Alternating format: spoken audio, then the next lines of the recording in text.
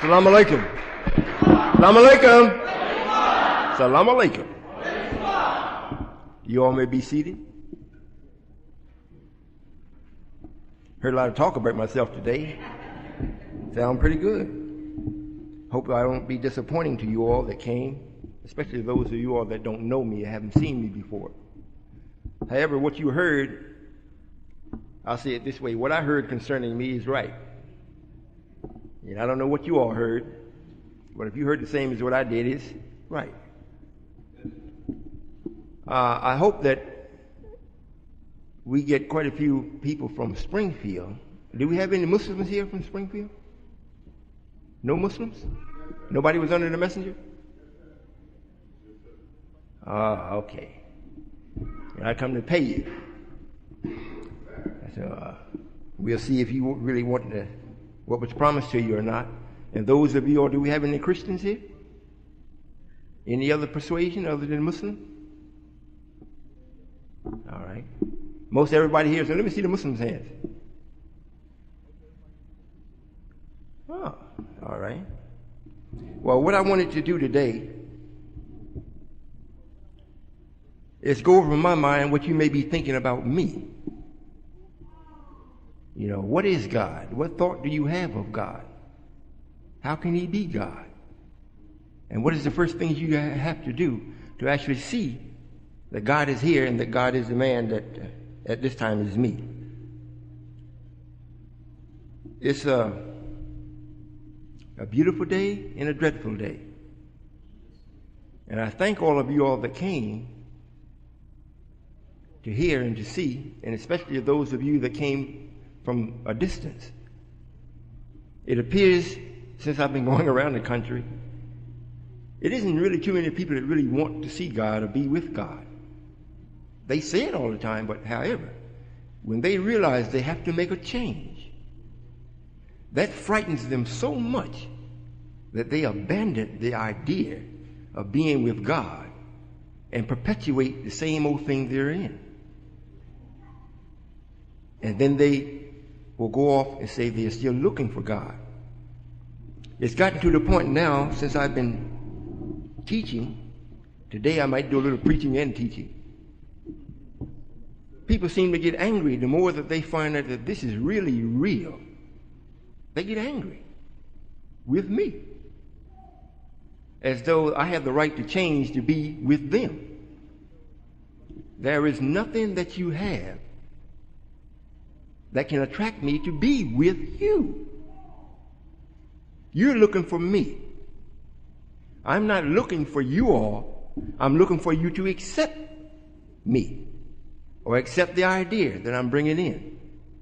I think I heard the minister say that it was I'm bringing in a new heaven or a new idea or a new earth. Do you think that's worthy of your attention?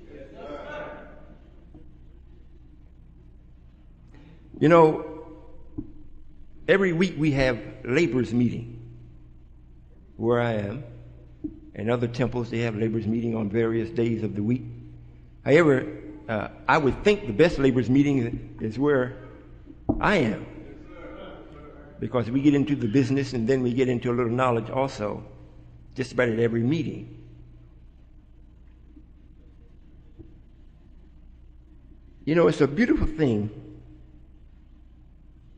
to know where you are and what you have to do, and then you're willing to do it. Are you all listening? Yes, sir. It's a beautiful thing to know, not to guess, not to believe, because some of us believe so strong in what we believe in, we say that this is what we know. And when we question you, you can't prove it. Then you get angry.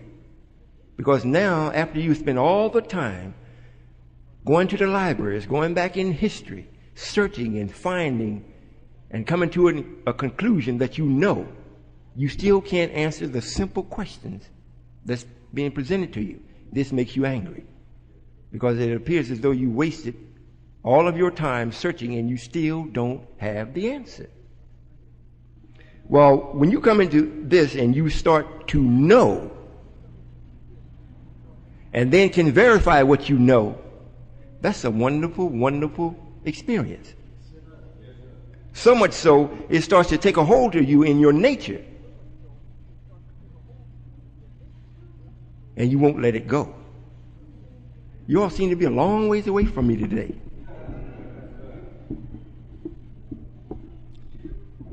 I'm going to speak just a little while, and I'm opening up the floor for those that have questions to question me. I would like for you to know and have an understanding of what you already know or what you're seeking to know. It's very important that you see this as quickly as possible, especially the brothers, as quickly as possible. Because if you don't, the destruction, the time for that is already set, is sealed, is not going to be changed. So if you wait until the last second, I'm afraid you won't make it. There is nothing that is going to happen in a way where it's going to spark me, my emotions or my feelings to change the date that is set for the destruction, the final part of it. I hope you all are listening.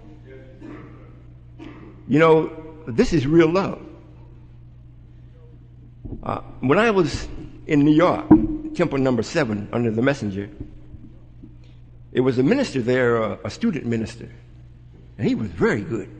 Matter of fact, in my opinion, and now I hold my opinion pretty highly since I know who I am, the brother was more attractive, more dynamic than the minister, Minister Farrakhan. He used to bring him on. And most of the people that were in the audience didn't want the brother to stop. That's how good he was. Brother, and he looked like the God that we were being taught about. He was stocky. He wasn't real tall, medium, real black, very strong, sturdy looking brother. He was talking to me one day, and he was always very, had a right posture about him all the time. Everything he wanted to do, it had to be right. And it looked like to me the brother was never relaxed. How could he? And I would see him with his wife. He was always upright like he was a soldier. I said, when did this brother relax and just live?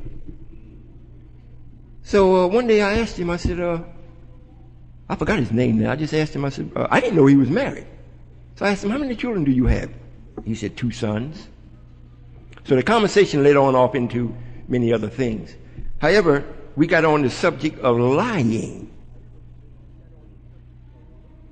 And he said that's a practice that he has gotten away from, lying. So I says, that's good if you actually have gotten away from that. He says, what taught him, are you all listening? Yes, sir. He said, what taught him to get away from that was his own children, his 2 sons.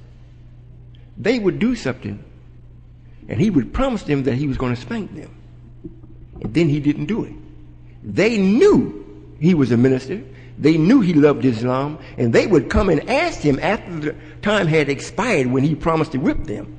They would come and say, well, Daddy, aren't you going to whip us? So he thought about it, because they were saying to him if he didn't, he was lying to them. Are you all getting where I'm coming from? Yes, sir.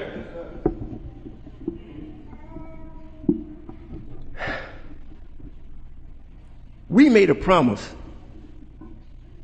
to the black man in general and to the Muslims, or the 144,000 specifically, that you will receive peace of mind. And the only way you can have peace of mind is that you, in this day and time, you have to have money, and you have to have a good home, and you must have friends, real friends. And you must be contented. And I heard all of you all, I think all of you all agreed with the minister that we haven't received that yet. Is that right? Well, how many of you all would like to receive it? Well, how many of you all are willing to change to receive it? Now, not make a change in something else, but you have to change. And the only vehicle that's going to allow you to change is the truth. The absolute truth, not just fractional truth. But the absolute truth is a fact that you're hearing or listening to me today. That's a fact. That's true. But that's not enough truth to make you change. You have to make up in your mind. Each one of you all make up in your own mind that you see this worthy enough of your attention to adopt whatever you must adopt to bring about the necessary change to be in accord with me. You listening? Yes. And when that happens, there's a few that has already have done that. When that happens, then I'm compelled to fulfill the promise. Money, good homes, friendships in all walks of life. I want the friendships. Already got the money. I still have to get to it and put my hands on it. Before the messenger passed, we already gave him the knowledge to build a good home. So I already got the good home. I just got to get to it. But I don't have those many friends. I'm at peace with what I know I'm doing and going to do, but that's just with me. I'm not at peace with you all having and must come in accord with it. You're not allowing me to be at peace in that aspect. We have gotten a few things started in the way of activity for the brothers. Are you all sleepy? No, sir. For the brothers to do so that their thinking may be stimulated back into Godhood. We've gotten more to do now than we have brothers. I'm going to say this again. We've gotten more to do than we have people to actually do it. I'll leave you with that. I'm going to read something here from, how many of you all have Our Savior Has Arrived? Do you all still read the Messenger's literature? Yes, sir. Our Savior Has Arrived. If you haven't got the book, go and purchase it. We may have some on the table. I don't know if we do or not. We have some on the table in the rear. Purchase the book, and if you want to, you can start, because I'm going to read a few verses out of this, not very much, out of the Our Savior Has Arrived. This is what was told to us from the message. And if we do this, and I'm reiterating it so that it will become real to you, those of you that think that you're not Muslims, and you think you don't want to be a Muslim, you want to be with God, but not necessarily a Muslim, your thinking must change. There is nothing filthy, ungodly, unsightly, or any of those uns about Muslims. Now, we have many Muslims, I say we, there are many Muslims that's wearing the title Muslims, but by nature are not Muslims. And since they are not Muslims by nature, their behavior casts a shadow on what we would really know about what a Muslim really is. Should I say that again? If you don't know your father, who he really is, and he comes home, but this is the first time you've seen him, and you don't know this is your biological father. However, there's another man that's been in the house that you've been calling daddy all along. But in fact, he's not your daddy.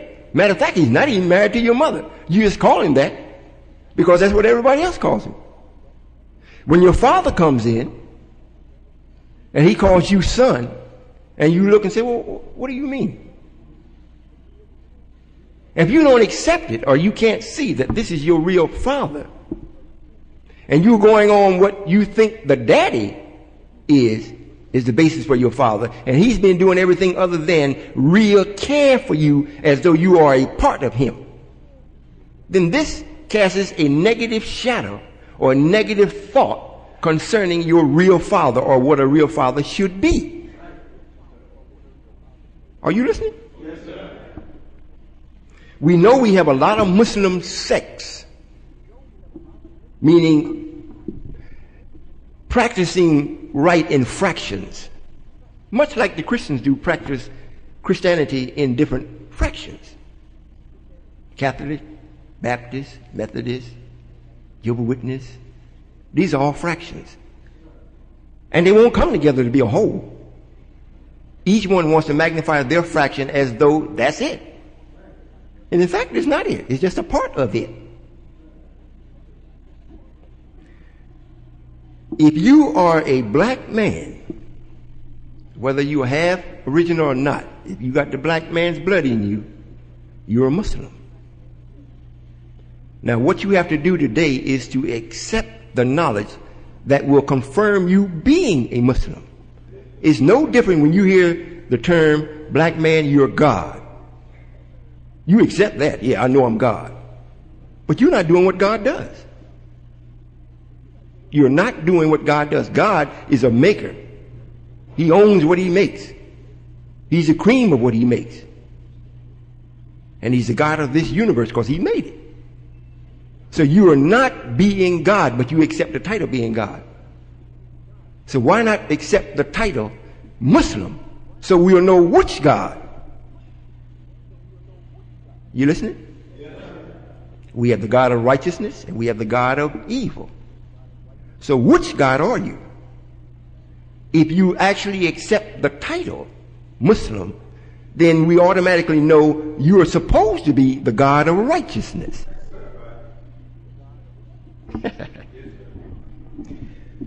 I'm going to read a couple of passages here, just food for thought. These are things that must be done if we expect to make the change. If we expect to make the change. Now, if you don't change, you won't be able to be with me.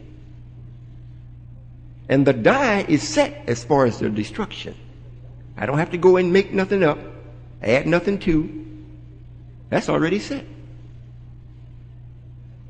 So now, are you going to accept the steps that you must take? And even those of you that are with me, and if you become comfortable, so much so that you're slipping away or you're slowed up, and I'm studying moving away from you, reevaluate your steps. All right? Let me go into this. This is what's written. This is Our Savior has arrived under title, He makes all things new. And I will start here on page 121 at the third paragraph. And this is a question that is asked or should be asked by many of us. It reads here, how must the God of righteousness begin? Now, I hope you all listen to what I'm saying now. What I'm reading, I hope you all listen very carefully. How must the God of righteousness begin? What thought do you have of him and his beginning? He makes all things new. The first way to bring about something new is to change the way of thinking of the people. When you have removed from the people old mind and ideas, then you can insert new ideas into their minds. This is done by the old being attracted by a new way of teaching, a new school of learning to condition their minds to that thing that you are about to present to them that is altogether new and different from what they have been accustomed to. Is that self-explanatory? The key word is new. How many of you all have something new that are not with me? You don't have it. You got the same old refried rice. That's what you have. All right, I'm going to go ahead and continue. First, he makes a new mind for us and a new way of thinking. He teaches us a different education. Now, this is talking about me. This is the messenger writing in the book about the God that he serves and loves. Now, I'm coming back reminding you that you've already been told, and it was written so you don't have no excuse, and I'm talking about myself. Is that clear? Yes, sir. All right. First, he makes a new mind for us and a new way of thinking. He teaches us a different education, one that we have never had before. Never. He gives us education on the wisdom, knowledge, and understanding of God's. And those of you all that know me have heard my tapes. That's what I give you. Of God's, not of prophets, but of the gods of the prophets of the past. He builds our minds according to the way gods think, and not the way of the thinking of servants, prophets. Servants. So all of the prophets that has been before me, the ones that I've sent, the ones that I've raised, and the ones that have come on their own or been sent by Satan. Because we had a few of those too, you know. They are all servants. Now, I hope you listen carefully. I'm not teaching it, and if you get the tapes, those of you that don't know me, if you get my tapes, get our periodical, get the things that we're doing, you will see. You will gain a knowledge that is greater than what you have had from the past that came from the prophets. Are you asleep? No, sir. The prophets of the past were inspired, and their inspiration was true. But that's inspiring. The thoughts, the minds of the people must be so conditioned into the way of thinking of that new world that you must not think in terms of a new being a part of another old world. Are you listening? Yes, sir.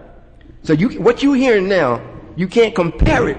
It's not wise to compare it with what you're doing and say, well, if it don't fit with this, then it can't be true.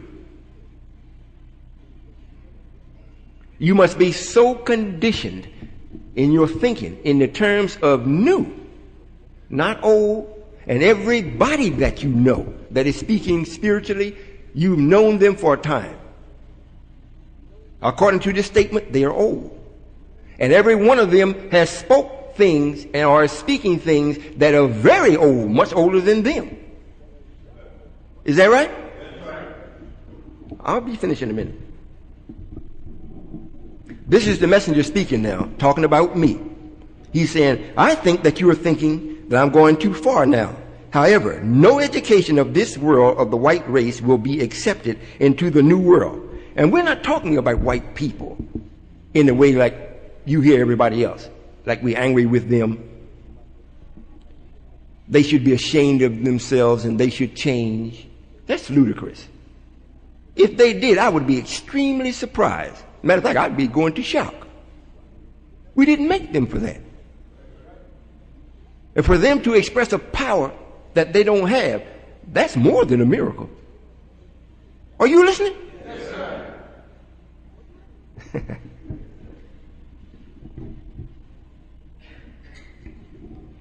Nothing will be accepted from them. For the new world, you have a new education and government. The God of the new world is a new God. Now, this is the messenger saying this. You've had it in your closet all along. Is a new God. He is not the God who ruled from the beginning, but he has the same idea of that rule as the God in the beginning had, to create something new. So when the God first started, in his mind, he wanted to create something new. That's the only thing he really could create, because there wasn't nothing before him. So whatever was created, it was automatically new. Now here comes a new God. And his task is much more difficult than the original God, the original Allah. Because when he comes into being, which I'm talking about myself, there's a whole universe or universes already created. So what would I possibly create that would be something new, that would give me the status of being Allah, Allah's Allah, or Allah over Allah, or the King of Kings, or the God of Gods, or the Lord of Lords, the Prince of Peace, the ones that the angels gave this new song or sang this new song to? What could I possibly bring that would be new? Let's go on. Messenger's still talking. He is superior to all other gods who existed before him. I would like to say to the listeners here today, in the book it reads, I would like to say to the readers that you have that powerful God in your midst now. As the Bible teaches you, he came after the working of Satan, the wicked. I'm after the workings of Satan, the wicked. Are you all woke? Yes, sir. This is just food for thought for you to think over. Maybe you want to ask me a few questions about it. However, there's nothing else that Satan can do now that would surprise us. He's doing mass murder in all different forms, from subtle jealousy to just outright killing you. He has numbed our thinking. There's nothing the man can actually do. He's poisoned the land, he's poisoned the water, he's poisoned the air. What else could he do? He started off by splitting us up. We had from our mothers and fathers, the children from them, the husbands from their wives. You all saw Roots, didn't you? If he has not reached his zenith, then when will it be? And who among you, or how many of you do you think it's going to take to break the cycle of Satan? And it's already written that it was only God that did it, because the question was asked in the Bible, who's able to make war with the beast? They didn't even say Satan, they just said the beast. Nobody answered. Nobody answered. Aaron didn't answer. Abraham didn't answer. Moses didn't answer. Joshua didn't answer. David didn't answer. That God said, I will. Now, if I'm the new God, in which I am, just my very presence is automatically war with Satan. Automatically. He knows it, and he's not going to go out at this time and let you know that he's endorsing my presence. What he does, he steps up his own campaign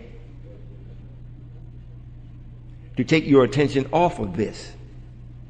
However, if you are in your home, you can't escape it. You might not say it's me that's doing it, but I think he's getting a whipping.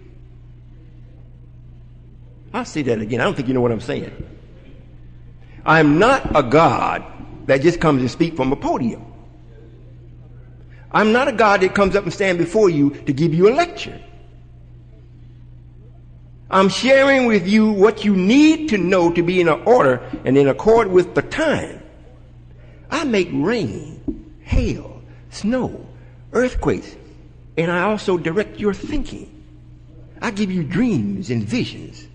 I tear down and I build up. Are you listening? Yes, sir. You don't think so, do you? Yes, sir. No, I mean, you don't think that it is me that's doing it. I know some of you already know.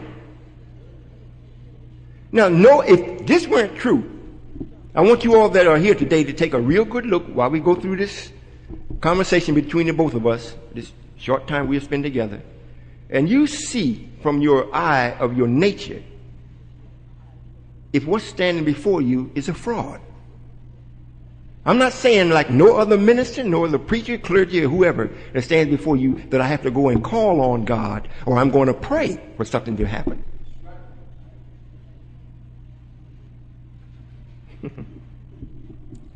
Does that frighten you? Does it? Or have you been looking for me? You haven't? Well, we have one that hasn't been looking. Is it because you found me? Is it because you found me? If you're not looking for God, you're not looking for God? But it wasn't me?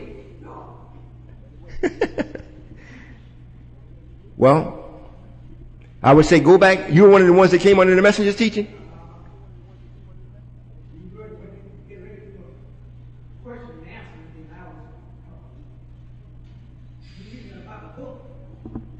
Well, we'll go ahead where he instructed because the brother don't know. You know, question and answers anytime I ask the question. However, we want to. I say question and answer is any time that I ask a question or you ask me. In other words, we make it possible for you to ask me questions. All right, now, I will let you know when it is time for you to ask me a question. However, when I want to ask the question, I ask it whenever I want to ask it. So that's question and answer. All right. However, these are things, it may be a little insulting to us that already know. But look how few knows. Look how few know. And I made the statement, and it is true, you can't change it. The destruction has already been set. You're not going to change that. It don't make no difference whether you accept me or not. That's not going to change. Now, when it's right at your, matter of fact, it's at your door now. It's right at your door now. And a lot of people, it's inside the door. And because you haven't been taken all the way out, you don't see it. And that's also written too, that I would bring on the destruction in a way that you perceive not. And by the time you realize what's happening, you up to your eyeballs in it. And you can't change. Can you imagine yourself as being God? And you've made the statement before you made yourself physically manifest that there will only be 144,000 that would accept you. However, there's over billions of people here. 144,000 is not even a quarter of a million, not 1 million. But you still have to go through what you said and promised that you would do. So for the sake of the elect, which is no more than 144,000 Muslims, if it were not for you that already accepted this, and then I come to share with you the understanding, if you don't accept the understanding, which is me, of what the message is, you're not going to make it. But I'm already assured, whether you accept me or not, I got at least 144,000 that will accept me. I hope you listen. So when you come to ask the questions, make sure that you don't be deceived by your eye in thinking that you are witnessing someone that is not Allah, someone that is not divine. This is just another man. Don't do that. And because I read from the book, it don't mean I'm trying to teach you from the book like I didn't know. I asked the question that you should be asking yourself. What thought do you have in your mind of me? To make sure, like we had the prayer quoted to us and we were supposed to learn it. For surely I've turned myself to Allah, being upright, to he who originated the heavens and the earth. You didn't make that prayer up. Allah says, well, in my absence you pray to me. Now this is what you pray. He didn't say in my absence you pray and say whatever you want to say and I'll listen to it. He said, no, you pray this prayer. So I sent you a message through a man that I raised up as a messenger, my messenger. I am, for those of you that don't know yet and don't have an understanding, the Allah that appeared in the person of Master W.D. Farad Muhammad is actually in his own person and you're looking at it. Yes, sir.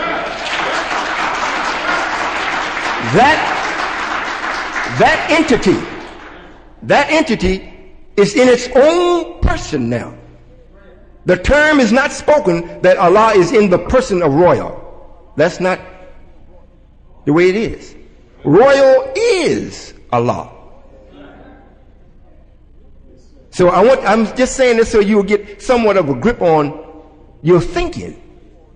And don't waste time chasing something that you think is negative that I'm doing. You spend your time trying to go after what's positive, and if any negative is here, believe me, you're going to see it.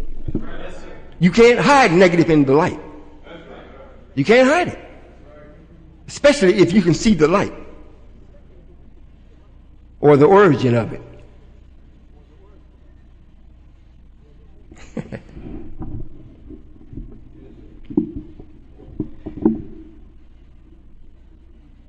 I would hope that it would be more people from Springfield here so that you all will be able to talk to each other after I'm gone. And you would be able to see for yourself that you actually came face to face with Allah, the Supreme Being. Now, if you were looking for someone with a halo, like a rainbow around his head, you're looking at it. I'm the master of all of those colors.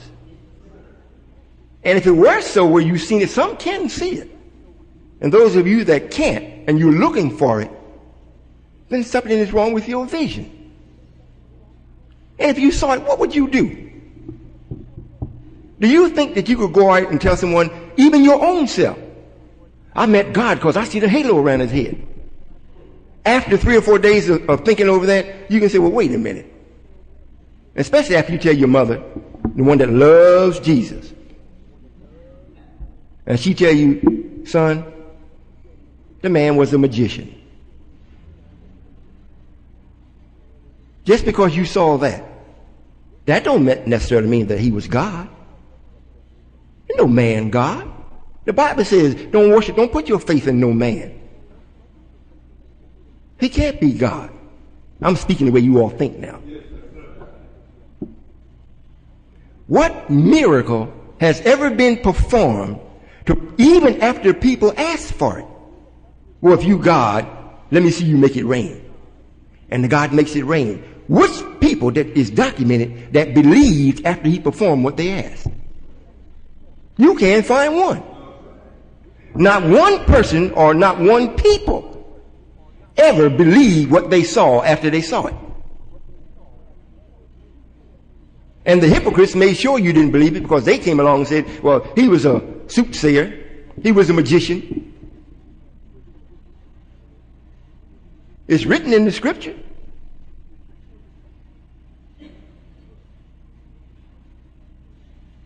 You all don't believe it? Well, I asked a question that was already asked of us. If you were to meet God, how would you know? What is in your mind that God is or that he should be?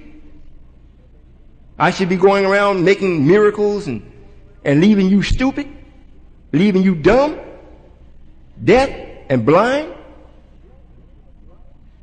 If I want you to see me, I have to open up your thinking, open up your spiritual eye.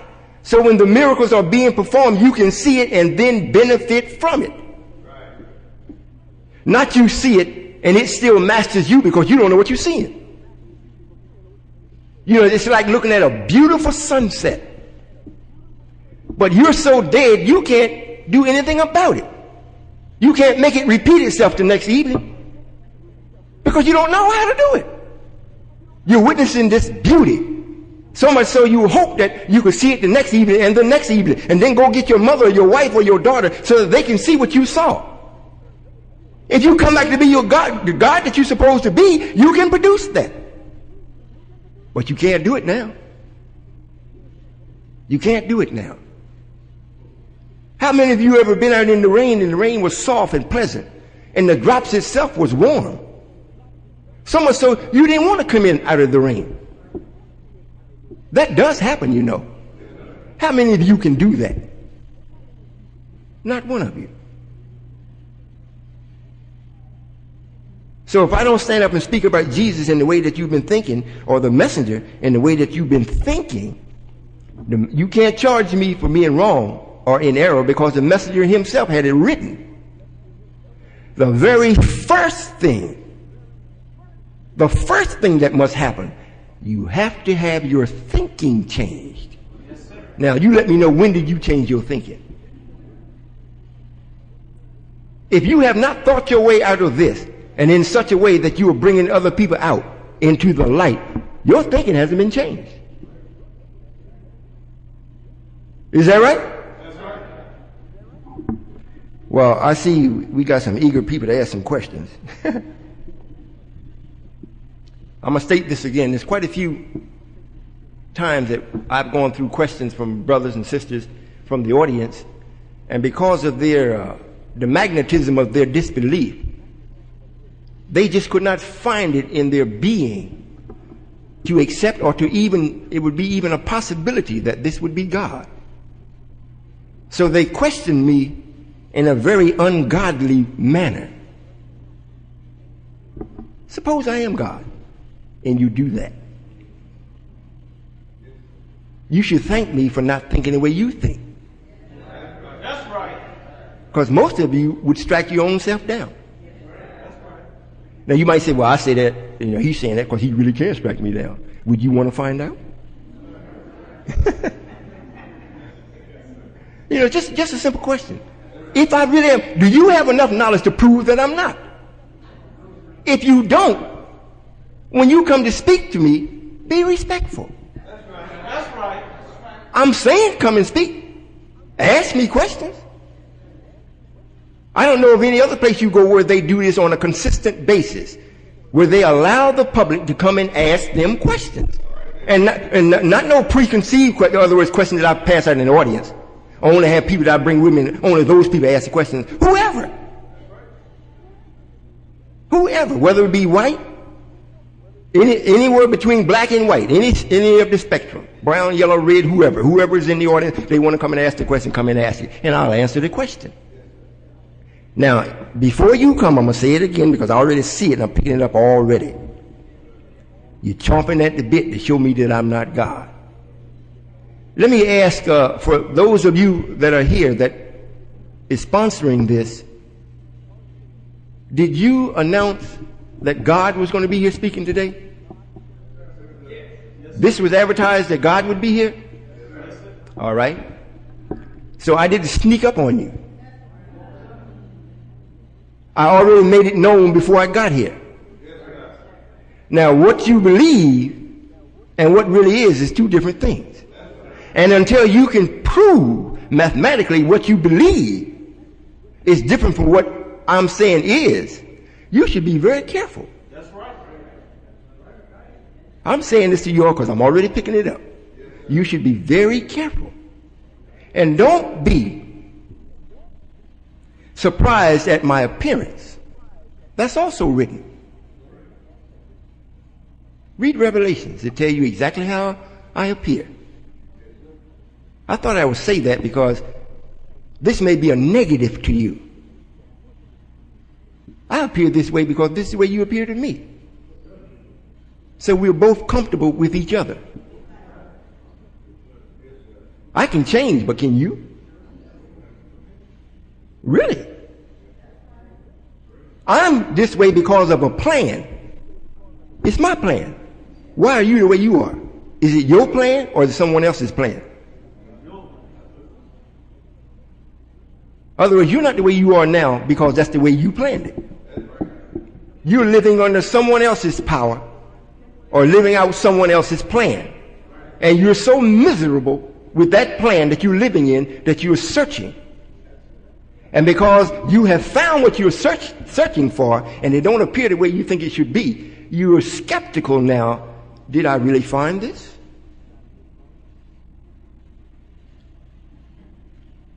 So until you can prove that you haven't found it, be respectful. Yes, sir. Sometimes I look at President Clinton. He's the president of the world, so to say. Because everybody has to pay homage to him or this United States. He's the president of it. And they be talking about him like a dog. And they talk to him rather briskly sometimes. Verse 7, the man raised his voice. He speaks back to them as though he wasn't insulted, and they just insulted him. He's so comfortable in his own power to show that he's civilized. He don't react behind that. And we know the man is not the man of righteousness. If he can do it, what should you be able to do? Now, have I made you all what you heard so far so upset that what you've heard before I got here, that it is just a claim and you're going to prove it to me that that's all it is? I'm claiming to be that? I'm still speaking this way just about your thinking. If you know what questions they ask me, you will know what kind of knowledge I have, if I'm really God or not. And if you don't know what questions, before the day is over, I'll ask my own self a few questions and answer it so that you will see. You need to know, really, you need to know what to do, where to be, and what to think to be successful in the way of making it today. And I don't mean make money. If you're going to live to get into the hereafter or the heavenly society or the righteous kingdom, your thoughts are going to have to change. And there is no one that you have met or will meet that will do better than I in allowing you or causing you to be able to accomplish that task. Changing your thinking.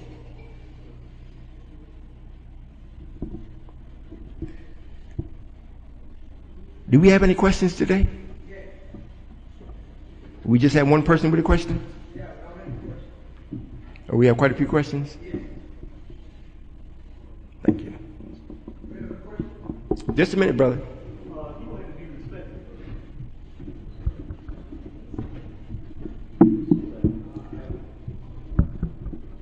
Most of you all here already know me, is that right? Yes.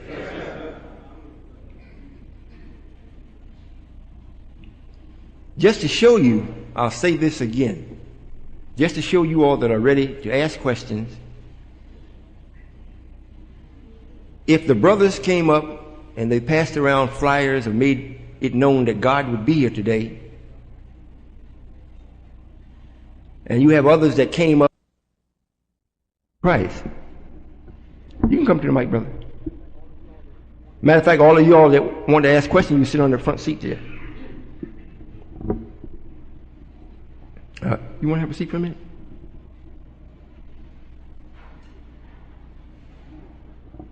I'm still prepping this so that we don't lose sight on what really is supposed to take place.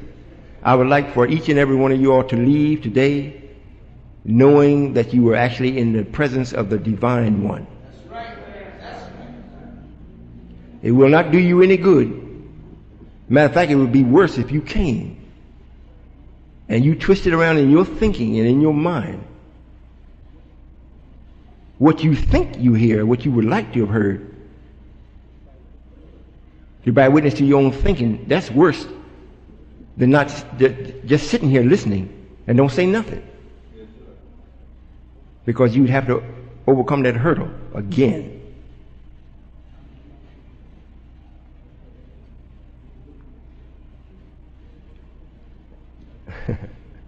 You want to come to the mic?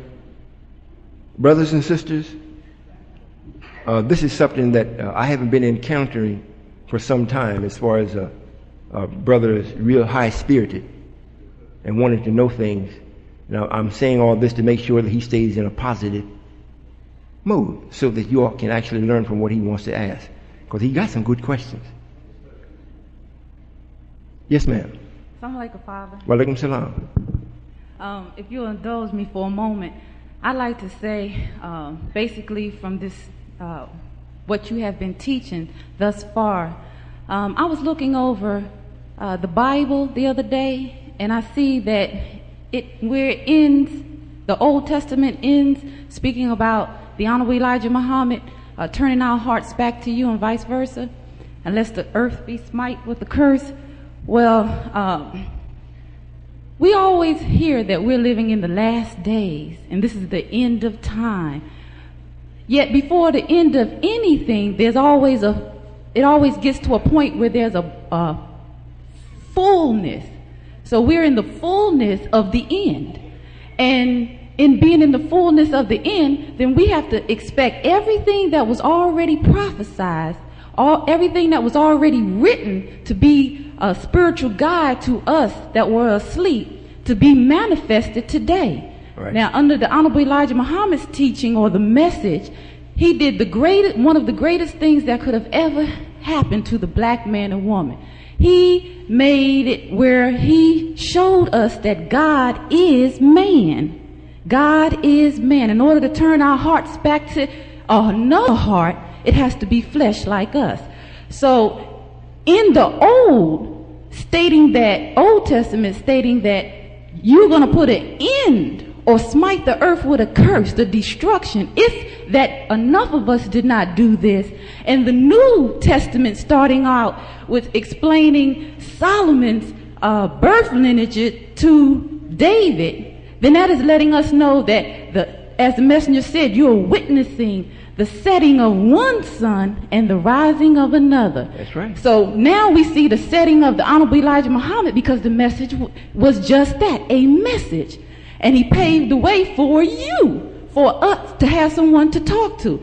Now, for the ones that raised their hand, and the brother raised his hand and said that he was under the Honorable Elijah Muhammad's time, then I say that any religion and any people that is even atheists said that we should always be careful how we talk to people or how we treat people, because we could be entertaining angels in disguise. And the greatest angel that the Honorable Elijah Muhammad taught us about was the 24th one, and that is you, Allah Almighty. So Master Farah Muhammad is not here. None of us seen him before even Honorable Elijah Muhammad left. So we have to go with something that is real. And as the messenger said, as Hagar did not know that water was underneath her child's foot, neither did our people know that truth was in a man under the devil's foot. And if you cannot add and see that we need a manifested God on this foggy Christmas Eve to bring us the light of not Rudolph, but the light of Royall that will lead us all into the new, then you are like Farrakhan or Minister Lewis said out of his own mouth, you have been a hypocrite to your God and your messenger. Assalamu alaikum. Wa alaikum salam.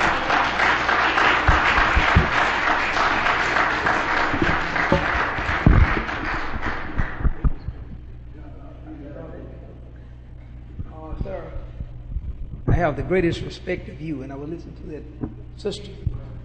Sister was speaking, and I asked some people to come. I'm not here to condemn you. You got to speak into the mic so everybody can hear. Do you hear? Yeah, I want you to. Do you hear what I'm saying now? I came to hear your version. Was you at the Million Man March? No, sir. Not in the flesh. Why weren't you there? Those are the wrong type questions. No. You the pamphlet I read that caused me to be here. You were saying you was Allah in person. Keep it. Yeah. Just a minute. Now, what is your version of God? Put it back to his mouth. I didn't hear what he said. Okay, got it. What is your version of God and different from the word of Allah? Well, You're reading a book. Just a minute. The brother's asking me what is my version Yes. of God and Allah. That's Right. different. Let's say I don't have a version. I am Allah. You are So- Allah. Just a minute. Let him finish. I'm not here to condemn you. I said you said you are Allah. Yes, sir. Now, who is Allah? So maybe it'd be better if you sit and listen for a while. You are running from asking who is Allah? You're looking at it. You're looking at me. I am Allah. Person. Then what is your version of these people as God and Allah? You all see what the brother is, where is he getting hung up? Now, if we don't do what I spoke about in the beginning, change our thinking, there would be no way that the brother or anyone else that's of that attitude would be able to make it. He's asking me about myself, and I'm giving him an explanation. Now, I don't have no version about me. I already know who I am. It is he that don't know. And if it read on the flyer that Solomon, Allah in person, would be here, and I'm coming under the title Solomon, but my real identity is Allah, it wasn't a lie. So I don't know what you're asking me.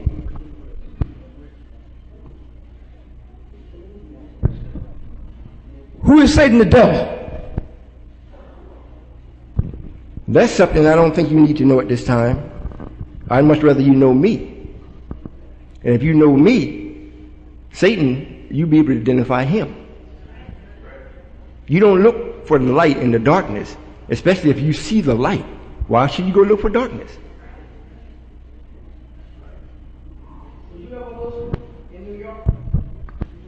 Were you ever a Muslim in New York?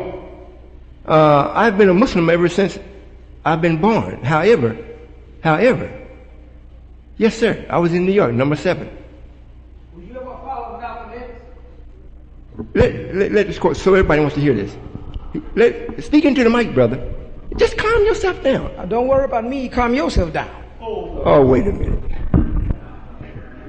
You need to take a seat, brother, and listen. Just take a seat and listen.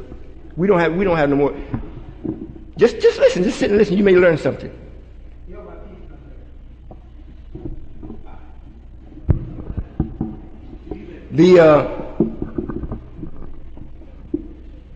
Now you mean to tell me we don't need to change our thinking?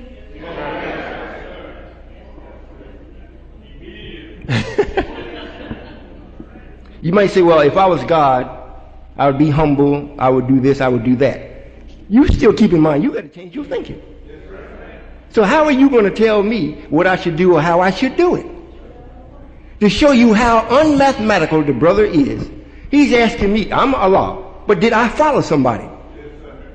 I don't follow nobody. He should ask me about Malcolm. What about Malcolm? What did he do?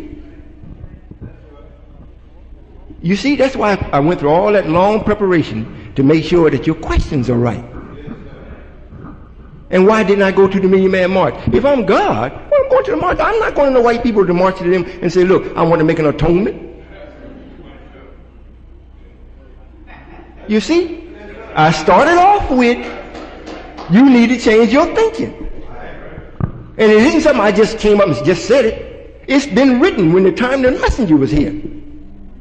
And as the sister just came to the mic and let it be known, if it's not for the hearts of the children being turned back to the fathers, and father means your first love or the truth, and the truth being turned back to you, then I would smite the earth with a curse. The curse is already here. It only means you would never see me. You would only witness destruction.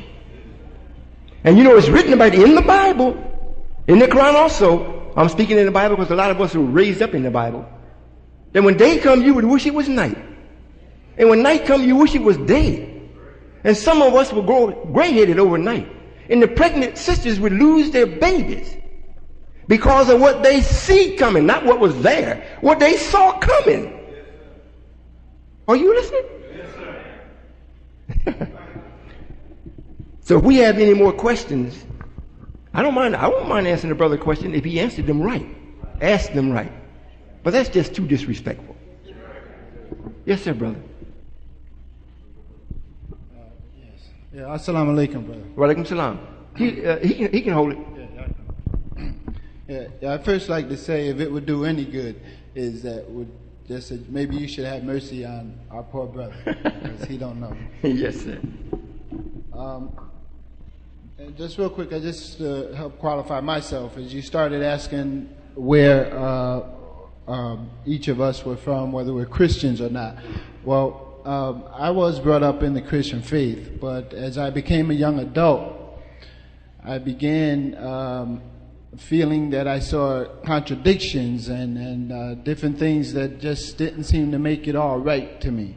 And right now I can gladly say today that I feel blessed that I'm in your presence today, and I feel blessed that my mind was open enough that as your appearance became known to me, it was almost an instant thing that in terms of my understanding and my belief that you can be here with us today as you are, and I thank you for that. Yes, sir.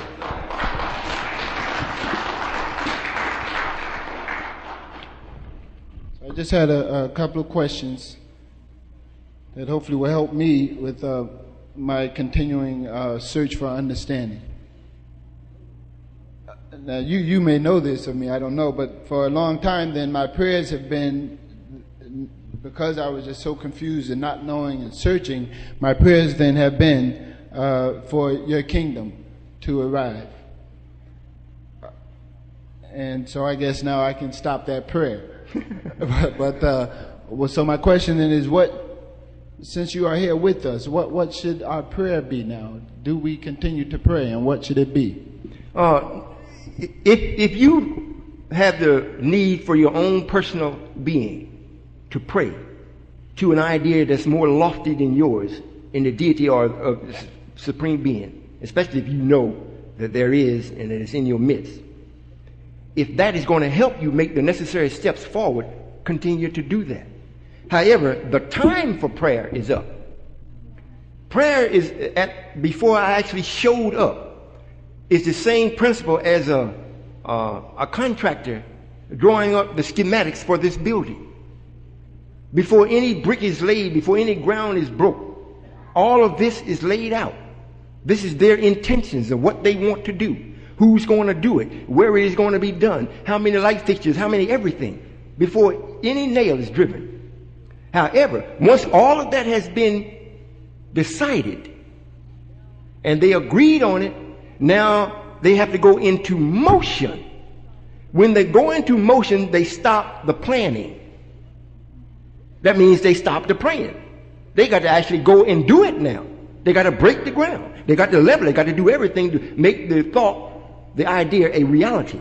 This is the same thing with us. There are so many people that know me as being alive. They know I'm here. Most people want to think it's something that's spooky, that's unseen. A lot of people want to think that it is going to be a white man, or the Jews is coming up with their Messiah, if it's going to be in a person. However, this country is the most wicked of all countries on the planet. So if God is going to make his physical appearance or in his fullness, it has to be in the heart of hell.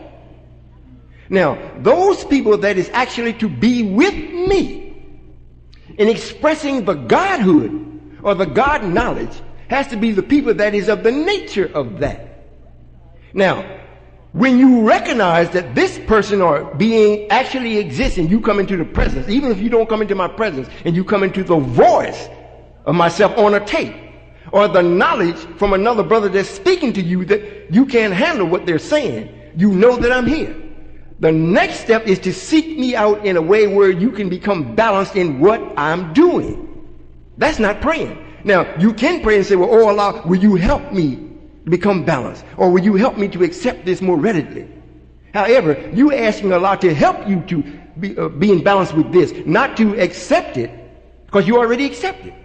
So it's not, the prayer is not necessary only to the particular individual.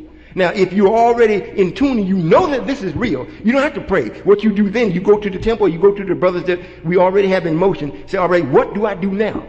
The first thing that's already written, you have to learn how to think.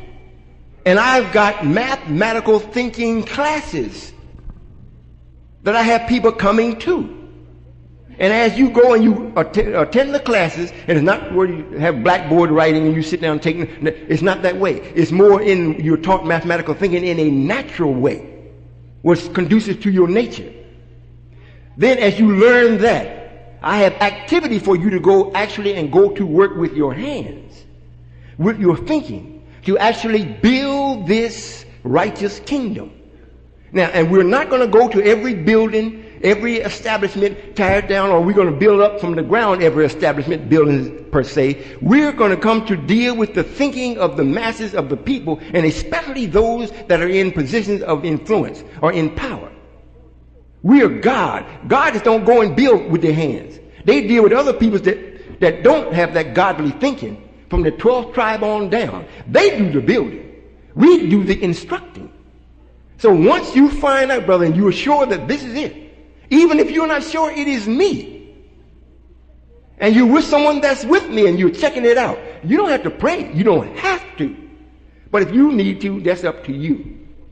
But the next step is that you start coming to the classes or finding out how to think.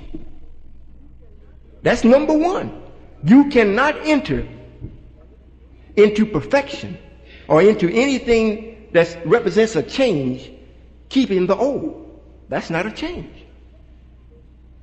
And you cannot change if you can't think in terms of a change. So that's what we do. In other words, I don't necessarily, we're here today to answer prayers that has been prayed. We're not here to do no praying. We're here to work. And I'm styled as Solomon in the Bible so that you all have, and even in the Quran. The Quran speaks to me more exalted than the Bible does. The Quran reads about Solomon that we gave him a little knowledge of everything. Everything in nature bears witness to him and submits to him. And Solomon don't have to answer to nothing or no one. He didn't say he had to answer to God, but nobody else. Like we did with Adam. We made the first Adam. We said, look, okay, Adam, you don't have to answer nobody but me. We give you the power to name everything, but you still got to answer to me. In the Quran, the book, the holy book, it reads that Solomon don't have to answer to nothing or no one because he's God. But so it won't be no shock on you. It's presented to you in such a way that you've been reading about this and you can, I don't want to shock you. I want to wake you up so we can go to work. I got a lot of work. If you think, well, God's in our midst, I don't have to do nothing but, look good and try to sit right. That ain't what we need. We need food, clothing, and shelter. We need money, good homes, and friendships in all walks of life. We need peace and contentment of heart. That's what we need. We need something to do. We need a direction to go in. We need something to do. We need something that's going to confirm us as being the black man, the original man. We need something that's going to confirm us to be God of the universe. That's what we need. We don't need somebody praying. I don't need you praying to me. I'm answering the prayers that's already been prayed. You can't pray nothing that hasn't already been prayed. It reads in the Bible that the angels there, when the Lord was sitting on the throne, and he asked, well, who's worthy to take this book? And nobody got up. And all the saints that had the vials of prayers, and all of the wants and the wills of the prophets that went before them that was there. And they wanted God to answer these prayers. Not that we needed some new prayers added on to it. The vases were full. And this lamb that looked as though he was slain from the foundation of the earth stepped up and took the book. And if I don't fit that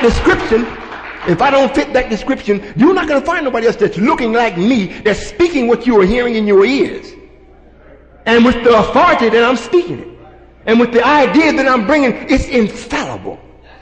Nothing or no one is going to stop me. And if you're with me, nothing or no one's going to stop you. Because what I am and what I have for you is your nature. And there is nothing that supersedes that. That's why I said I would be astonished. I would be shocked if white people turned around and did right on a consistent basis, because they would have superseded their nature. So I don't come and talk about them. I don't come and be angry because they haven't changed. You see, so that's what we need to do, brother. That's all we need to do. It might say, well, that's not enough. But you start the process and you see that's quite a bit.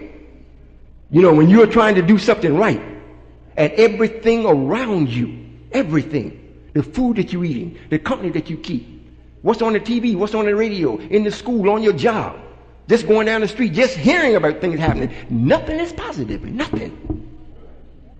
Now, you're going to come out to be positive in that type of environment? The only way you're going to make it is what I got for you. And if you think that's a lie, you would already have made it. You haven't made it. Nor has the minister made it. Nor did Ward Dean make it. Or any other preacher or minister that you know has made it. Nobody has. Only the ones that I'm teaching.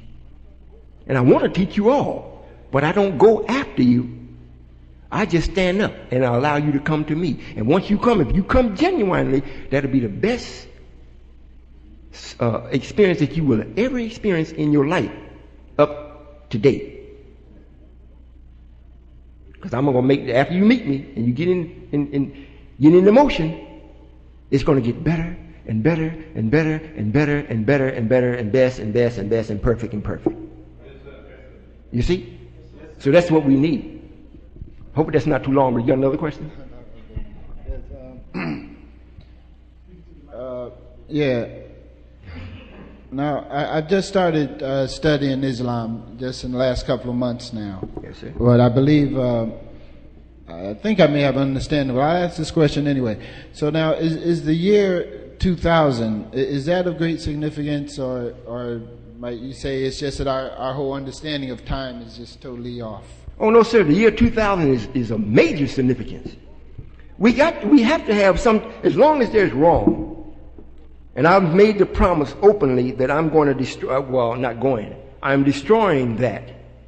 You know, it takes a process of doing it. Then you would want to know approximately when. Just like I ask the ministers when they come up and start speaking, if you have anybody in the audience, to make sure you let them know when I will be here, when I will be coming to the podium. So we won't leave the people wondering, is this another thing where everybody is getting up speaking and everybody wants to be the big eye? No, let them know. So they say, oh, well, he'll be here at 2:30. All right, well, he'll be here at 2:30. You know. Well, we're going to get rid of this devil when? Around year 2000? Oh, year 2000. So that is very significant. Now, how is it significant?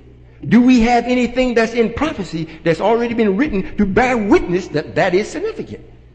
Most certainly. One day I'll tell you some of them. Year 2000 is very significant. If we just go with the number system of 0, 1, and 2. When you have 0, you can't really count it because nothing can bear witness to nothing. But when the 1 breaks through the 0 to stand up to be 1, you can start counting then, or it can bear witness to itself. However, 2 cannot come into existence until we have a full understanding and completion of 1. So now if we've been into this, say in the 19s or in the 1000. Now we come into the year 2000.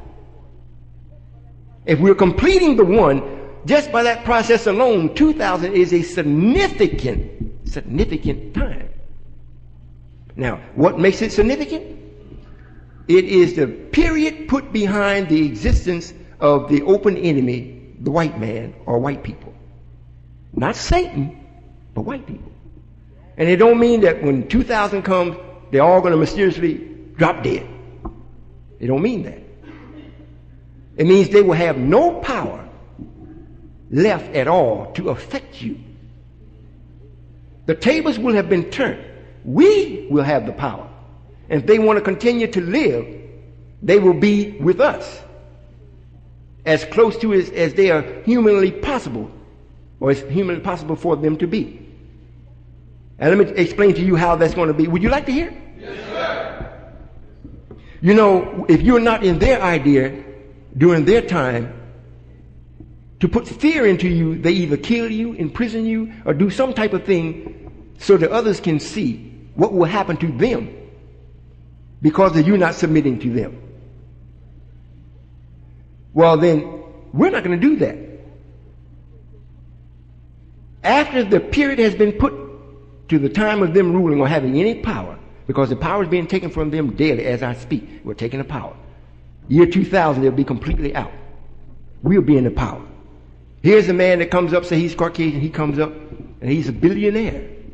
But he finds out his money is not really worth anything to us because we don't regard that as anything other than paper. However, he still has some material or minerals or earth that can be utilized by us.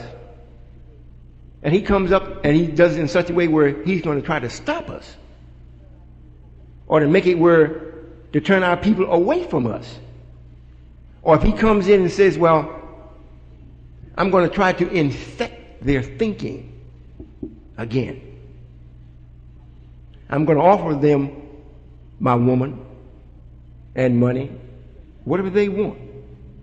It will be enough of us. You won't even need me. It'll be enough of us that picks up on that thought. Are you listening? Picks up on the thought, like I was picking up on a few questions before the brother come up and start asking it. The first thing we're going to do is send another thought to that particular individual. You should cease thinking that, else you're going to be punished. But just looking, nobody has seen anything. Now, if he persists on doing it, collectively, if it's not me by myself, collectively, you all will give him. Did you all ever see the movie, the Omen series? Yes, sir. The second, when he was a teenager? Have y'all seen that? Yes, sir. Damien. How many haven't seen it? Well, I won't say go and get it because without the understanding, you might have nightmares. However, for those of you that did see it, after he found out that he was Satan, and he was in a family that already had a young boy that was about his age. And the boy found out that he was actually Satan. And he feared him. He ran off into the woods. So Satan, as a little young boy, ran off after him. So he told him he wanted him to be with him. The boy said no. So he said, Mark, I'll ask you once more. He said no. He didn't go up and hit him. He didn't do anything. He just directed a force at him, according to the way the screen talks about it in the movie, and busted a cartilage in his brain. And he dropped dead. If Satan can do it and he don't have no power over us, what can we do? But look how this keeps you free. You don't have to build no jails. You don't have to show no brutality. You don't have to, in Washington, D.C., they had the trouble paying for the gas for the cruisers. The police cruisers. You don't have to have no cruisers. You don't have to buy no gas. You're doing it all from here. Can you see this, black man? Yes, sir. I'm telling you what you have the power to do. This is how we will rule that type of thinking after the year 2000. But you're not going to do it if you're not with me. It may be done on you, but not from you. If that answers your question. Yes, sir. It's another, just to add to that, it's another, because we got two more people. It's another to add to this year 2000 concerning the ending of wrong. In 1930, Allah in the person of Master Prophet Muhammad came and he raised up the messenger and made these promises to us. And at the same time, we promised that the white man would receive 70 years to live. Not that he as a people was promised 6,000 years. However, after Allah showed up in person, not in his person, but in person, in the person of Master Prophet Muhammad, the time started for the 70 years that he would die. And it's 70, the 7. It reads that you work for 6 days. On the 7th day you will rest. So we still keep it in keeping with our promise. If you count from 1930 to year 2000, you got 70 years. You see what I'm saying? So yes, sir. Another question? Yeah, last question. And this just came up as you was saying your opening. And it's kind of a curiosity question for me then. So you stated that you know who you are at one point there. So my question would be, at what time in your physical life, as this man Solomon, did you come to realization of your entity or of your supreme being? 1978. I had been told 1973. However, it wasn't time. Let me explain it to you this way. I put my own self on time. It's like you set your alarm clock. And at a certain time, it goes off.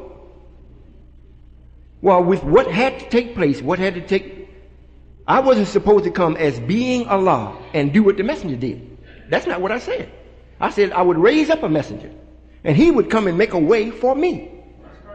However, I couldn't wait to be born after he finished. So I had the physical part of me had to already be in existence. And I put this physical part on time.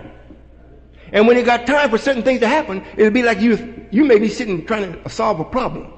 And you've tried and you've tried and you've tried. And you say, oh man, you give it up. And you're walking down the street or getting in your car and the answer comes, boom, you weren't even thinking about it. You say, oh, I got it.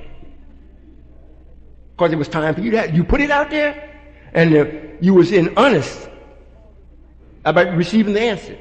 But because of the magnitude of what you were doing or what you were asking for, it took a little time. So by the time you forgot about it, and then here it comes, boom, you got it.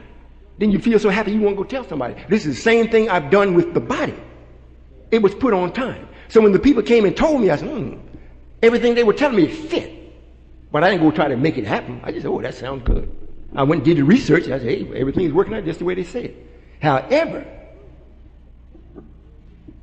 the angels from heaven came to my home and got me and took me aloft in the universe. And they started pointing out things to me and say, this is yours, and this is this, and this is that. They gave me a little knowledge of everything. And the conversation was so rapid, we never spoke from the tongue. Too slow. It was a wonderful experience. And when it was over with, it says, it's time for you to come awake now. It's time for you to be about being yourself.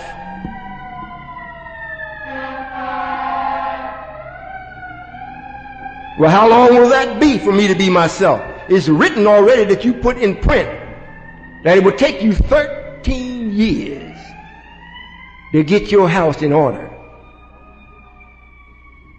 And I used all 13 years to become acquainted with myself in this body. So at the time of 1978, the latter part of 1978, that's when that took place. That's when I was consciously made aware of actually who I am. I didn't have to guess no more. I didn't have to wonder no more. I didn't have to think about why I could do things other people couldn't do.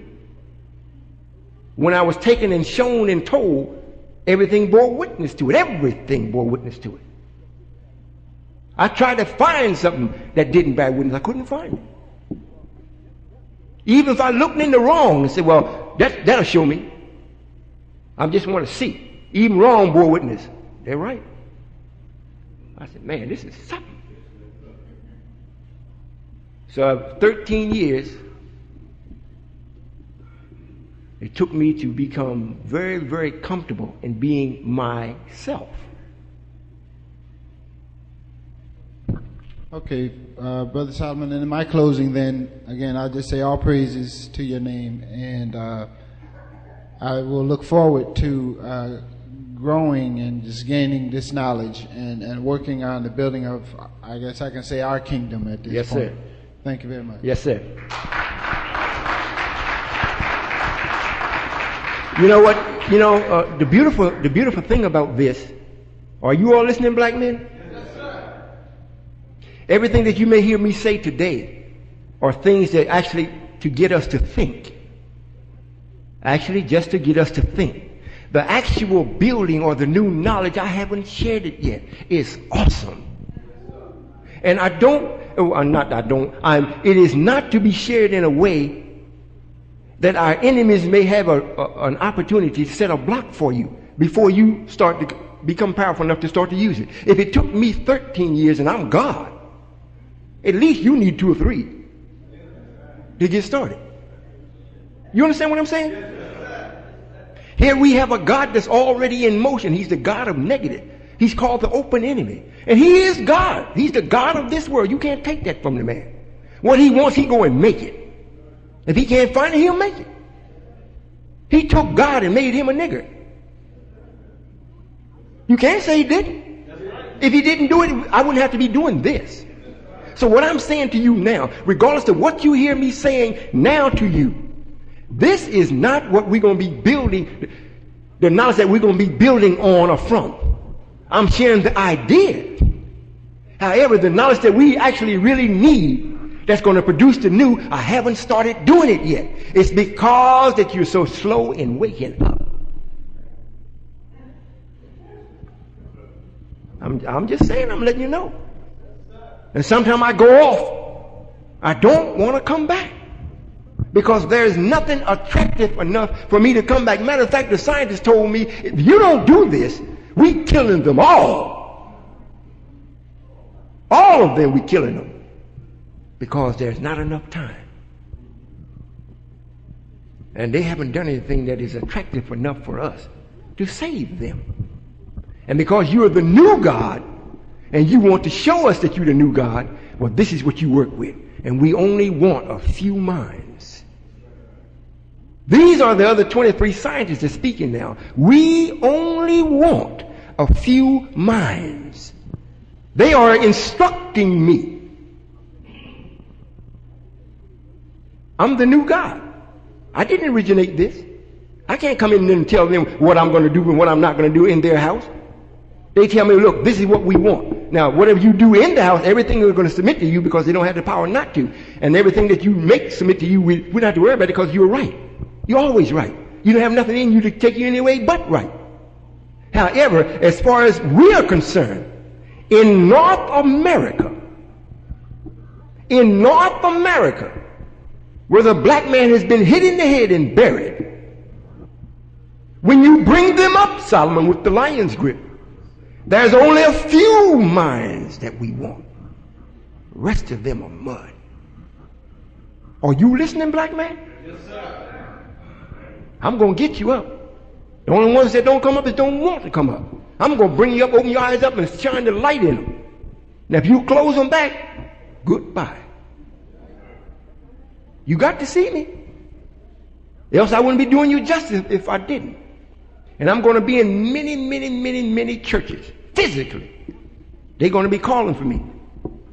I'm going to be sending you that can think and would think like me to them. They're our people. And not just to black people. White people are going to be sending for you. We're not going to cheat them out of the opportunity to do right if they want to. So that they won't point their finger at me and say, it was like Satan told Allah. When Allah said, well, why don't you try my servant Job? He said, what do you mean try Job? You got this fence around him, protecting him. I can't do nothing with him. So he pointed his finger back at God and said, well, you telling me to take a task that you know I can't do. No, I'm not going to do that. So white people is not going to point their finger back at me and say, look, this was a closed door. I would have done right if you'd allowed me to come in. You see? Yes, sir. I sent for you and you wouldn't come because I'm white. I don't think that's right. Is that the nature of God? Depending upon how you send for me, I might just show up.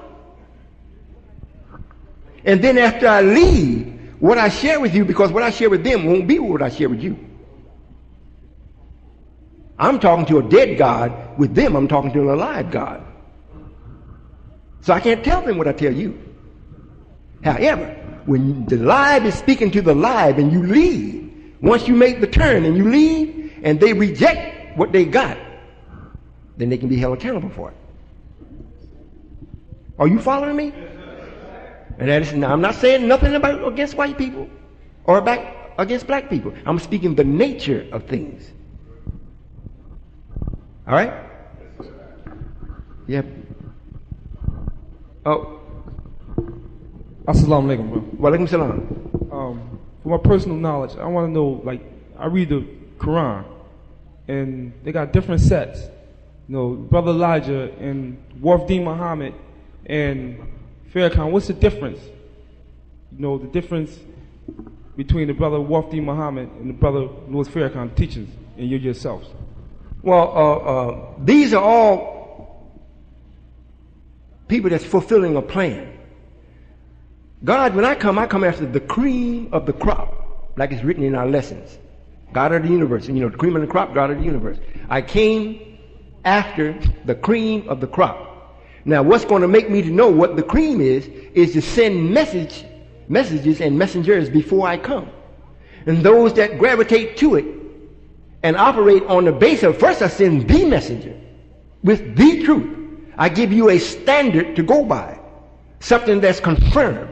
Something that's constant is there, which is the message or the teachings of the message. Then these other messengers come in between the messenger and me to weed out those that are real and those that are not real. Now, when Wallace came, it was right at the heat of the Muslims into this knowledge of knowing that God is man and the messenger is his most honorable messenger. So he had to come with something that was close to what the messenger was teaching to attract you. Now, the prime objective is to get the cream. Now, all of those that did not accept what he came with bears witness from their own actions that they could be the cream. Those that went with him we know is not the cream, just for their mere actions. Now, after the cream has been separated, or the wheat from the tare, as the Bible says, has been separated, now we need to have a man to come and remind us, or remind the ones that did not fall victim to Wallace, that what they heard is actually true. Hold on. So that comes in the form of a minor messenger, or the messenger's messenger, which is Minister Farrakhan. Or in the books it says Moses had a helper which is named Aaron. In the fullness of that, Aaron is actually Minister Farrakhan. However, you're not looking for, the books don't read, the message don't tell us that you're supposed to look for a messenger. Look for a prophet. No last prophet. It says, after me comes God himself. So this is what's happening. So the difference between them and myself, I am to make the message law. Wallace was to divide or separate those that were not really with the message. Minister Farrakhan was to remind the ones that was really with the message so that they could hold on after that process had completed, and I gave me the 13 years to grow, to actually become myself and do what is written that I promised. So that's the difference. The minister, since he was a reminder, that was lesser than actually delivering the message per se. So it didn't take as long. However, since his mind was only on the messenger's teachings in the form of a reminding, he never saw me. He thought it was just him. So he's like, come to your house, and he's overstayed his welcome. It's as simple as that. However, I'm shining the light on everything. Everything and everybody. That's the nature of the Son. As the messenger, the sister just quoted, as the messenger quoted at his last Savior's Day address, you are witnessing the setting of one sun and the rising of another. And if you're with me, you will receive what Allah promised you through me. Money, good homes, and friendships, and peace and contentment of heart overnight. Meaning that when he set, night started, when he passed. When I come on the scene, this other sun now is rising. All in between his setting and my rising were only stars. And stars don't give you no light to move. They only make you look at them, but they don't shine you no light where you can move.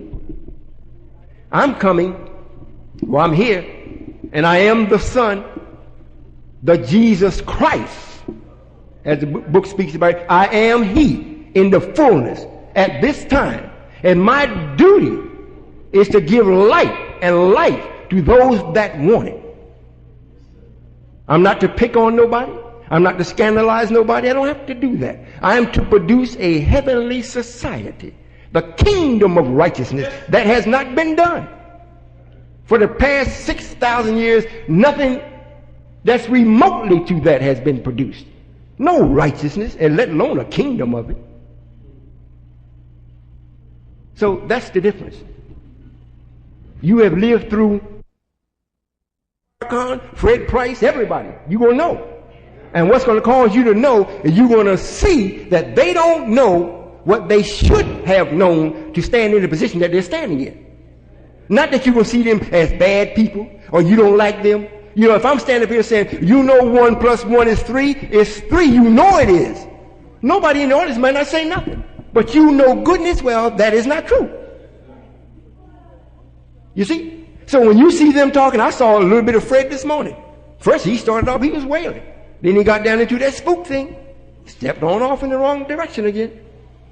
The minister doing the same thing. He had the nation. Wallace had the, when Wallace came in, the nation was fully functional.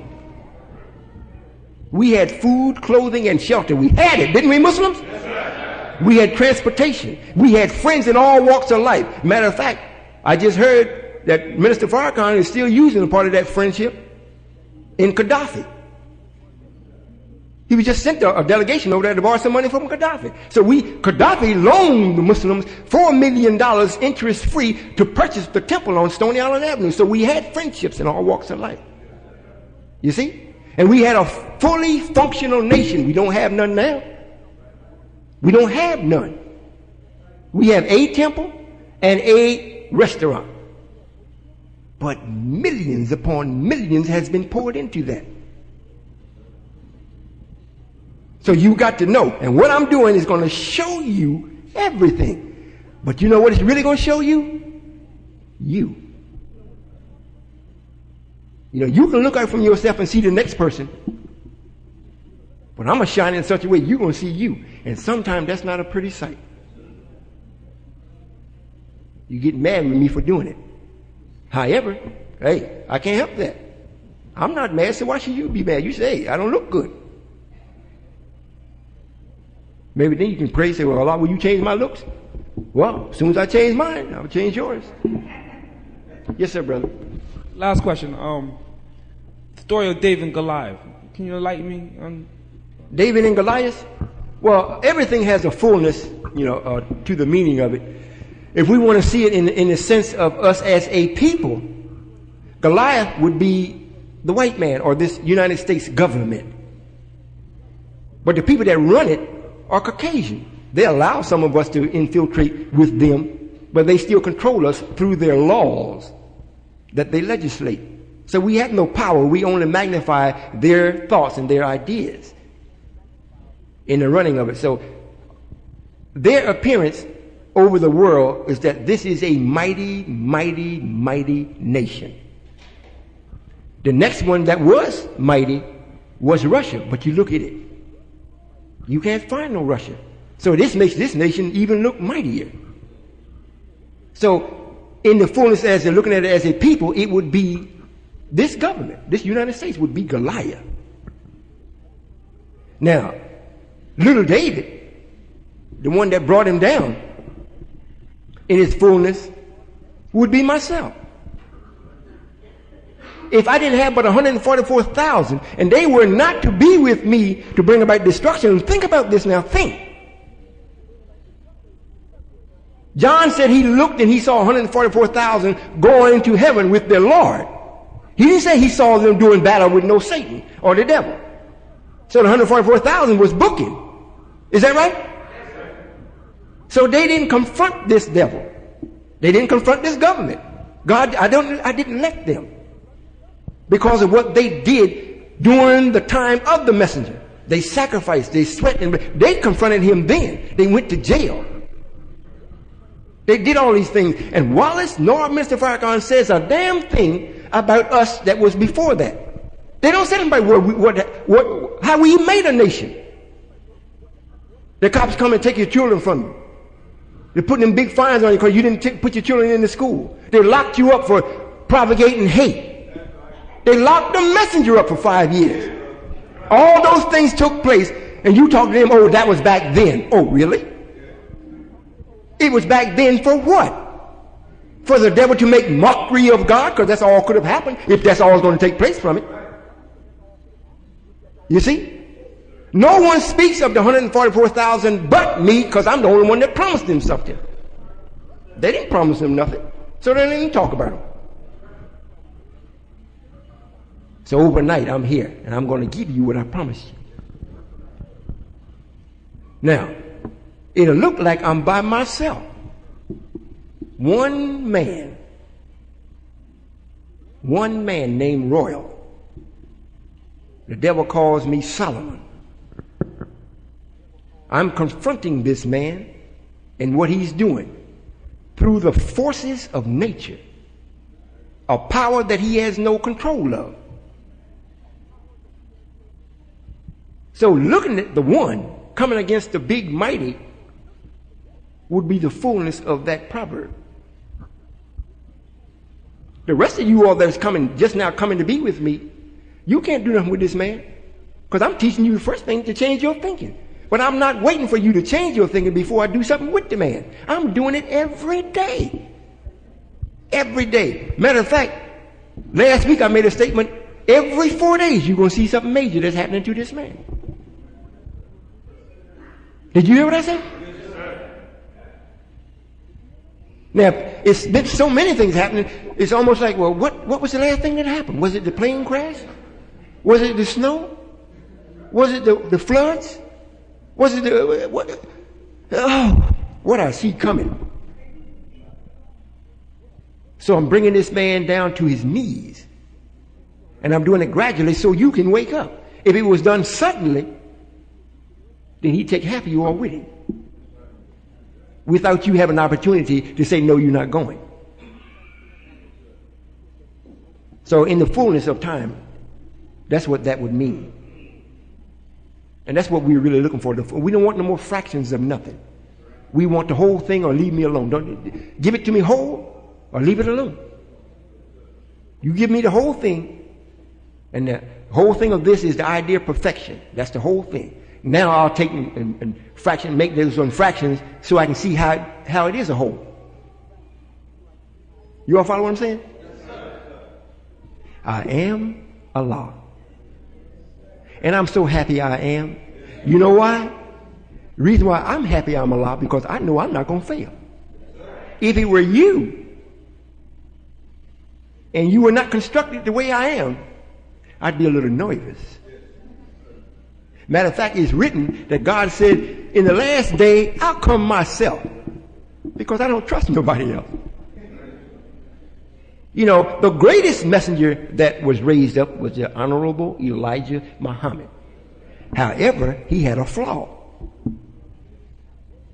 Are you listening? He had a flaw. Given enough time, it would have manifested itself. Not because this is what he would want to do. He would have no power over it unless I would stop it. With me, there is no flaw. In my person, in my purpose, in my entity, in this flesh, there is no flaw. You may say, well, I see a flaw, you don't have any teeth. That's not a flaw. That's just something I have to do. However, I said that's the way I was going to come. It's in Revelation. And that would only be for a time. That's why they describe me, oh, he looks like he's been slain from the foundation of the earth. He's the only one taking the book. Let's sing a new song to him. And he took it and the Lord didn't say anything. You don't come and take nothing from God. This little lamb, see, this little lamb came and took the book. He didn't ask, well, I'll take it, Lord. Well, I think I can break the seals, Lord. The question was asked, who's worthy? Not who can take it. Who's worthy to take this book? And the little lamb came up and took the book. So this, and God let him do it. So this meant that he was worthy to do it. Not that he was capable of doing it. He was worthy of doing it. Am I getting across? That's myself. Yes, ma'am. Did that answer the question, brother? Father, I would like to thank you for all the things that you have done for me. Also, I would like to say it's good to see the new coming in and the old going out. Yes, and also, I have been thinking myself for the last couple of days, what would be the best way to change your thinking, to, go in the... Well, you asking me? Yes, sir. Well, the best way to change your thinking is to see something that appears to you that is greater than what you've been thinking on. And then you start to explore it. It's like having a child, those of you that have children, or even those of you that don't have children, and you have an opportunity to get a better job. The only way you're going to leave the old one is that the one that you're going to looks more appealing than the one you leave it. Then you actually leave it and go and actually physically participate in it. And in the participation, the change takes place. It's the same thing with this. The idea is for us to be happy. The idea is for us to be God. The original God. That's the idea. Not just to be a black man from Africa, Mother Africa. We're not from no Mother Africa. Mother Africa is, and really it's not even Africa, but just to say, Mother Africa is a part of the planet. Just a part of the planet. A landmass. We own the whole planet. So they say that, well, you know, I'm the original man, and everything got started in Mother Africa. No, that idea won't take you no place. You have to see the idea, I'm the originator of the planet. I'm the creator of it. And it needs to serve me. It's not serving me. Now, I made it in laws. I put laws in it and on it. What laws must I obey to make it serve me? If I build a safe and it's a combination safe and I forget the numbers, I can't open it. Now I got to go back now, find the schematic. How did I build this safe? What are these numbers that I got to turn to the right and go back to the left and then come back to the right and then pause? What are they? What are they? Wake up, black man. And when you get it, say, I got it. I know how to make this earth serve me, not know how to make money. And when you do that, and you start participating in it, of being the goddess to a black man that is the God, if you go just with that and you're listening to me because I'm in time and I'm on time, these are the things that you would need to actually be excited and incited in your changing. Truth constantly rewards you like you just stated. And I know for a fact you don't have a lot yet. But a man that's at peace with his thinking, and if his thinking is correct, he don't need a lot. He only needs it when he wants it and can justify having it. If I have an automobile and have a home, I'm secure as far as financially. I have friends. I have knowledge. What could incite me? I'm comfortable. Now, when I see that there's a whole mass of people, a whole people that has the nature to enjoy what I'm enjoying the right way, then I say, no longer can I become satisfied with this. I got to make it where all the brothers have this. And then I go out on that quest, and moving out on it, all the things that I need to make that happen starts coming. It starts coming. You see? So I get to be better and better and better, and I get to the best that this world can produce, and then I bring in the perfect. That's how it happens. Father, I would like to say there's peace just knowing that you're here. Thank you. Yes, ma'am. Yes, sir. Shalom Alaikum. Walaikum salam. I'm a guest here today, and my original question you went into while answering another question. I'll ask it anyway just to get it out. It had to do with being sent out, and you had mentioned standards and knowing oneself, and how that equips you rather than to just say you're going to do something and get shot down or destroyed in terms of doing so. Two other questions come to mind, and one has to do with being on peaceful terms, and in the sense of changing one's own thinking, and also in terms of addressing someone else in a hostile or disrespectful manner. And what kind of scenario outline would be prescribed in terms of giving to or going as far as you can go with trying to be on peaceful terms, and when that doesn't tend to work, what's the solution? Yeah. Well, this is what I asked the same question. Now, when the scientists were instructing me, you think you asked me some questions? I had some questions. About 3 days, I had just question. And matter of fact, before I asked you the question, they told me, say, don't be nervous because you have a lot of questions. And I sure did. And I asked them that same question. Who am I supposed to tell this to?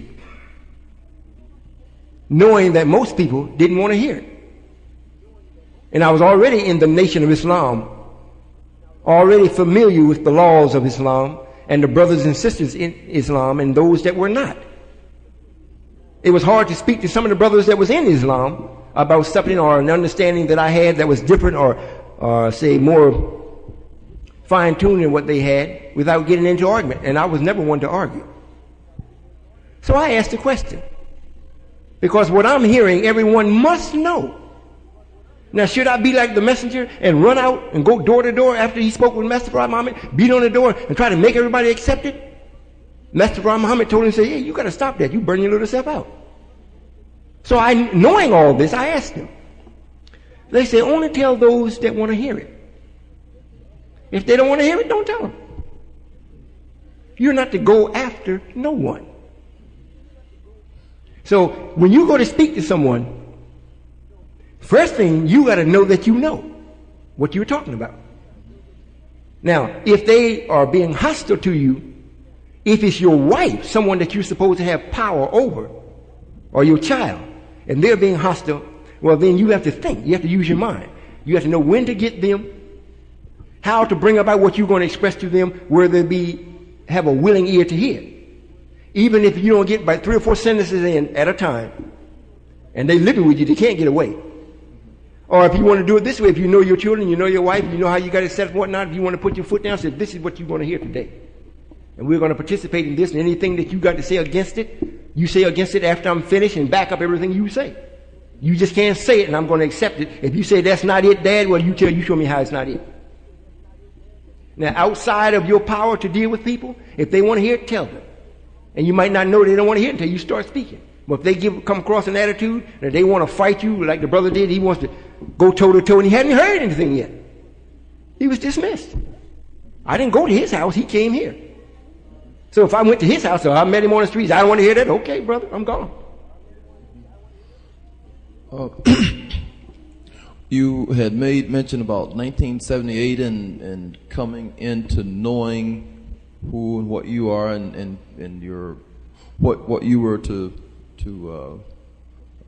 be readied and prepared for up until this particular point. That's quite interesting. I don't know. I have a similar kind of situation, and yet too, it's almost like who do you tell it to? Because it's hard. I mean, because there's certain awareness that other people just don't know, and they don't want to know, and it makes you crazy to them, and so forth. So it's leads to my other question is: would you speak on the many that are called and the few that are chosen? And you've done that in some reference already. Thanks very much. Yes, sir. One of the things that makes it difficult for people that experience any type of revelation or inspiration from myself is that you receive fractions. And a lot of times when you express it to someone else, they think that you have kind of flipped. Now, what happened with me and to me was a totality. That's why it reads about I was giving a little knowledge of everything. Everyone else are given knowledge of fractions, in fractions. So when you go to tell it, a lot of times people ask you questions that you can't answer. Then they think, well, he made that up. But in fact, you didn't. You actually went through an experience. If you're not living it out today, you didn't receive the experience for nothing. Time will come where you will be able to actually live out what was shown or given to you or what you're inspired to have. Now,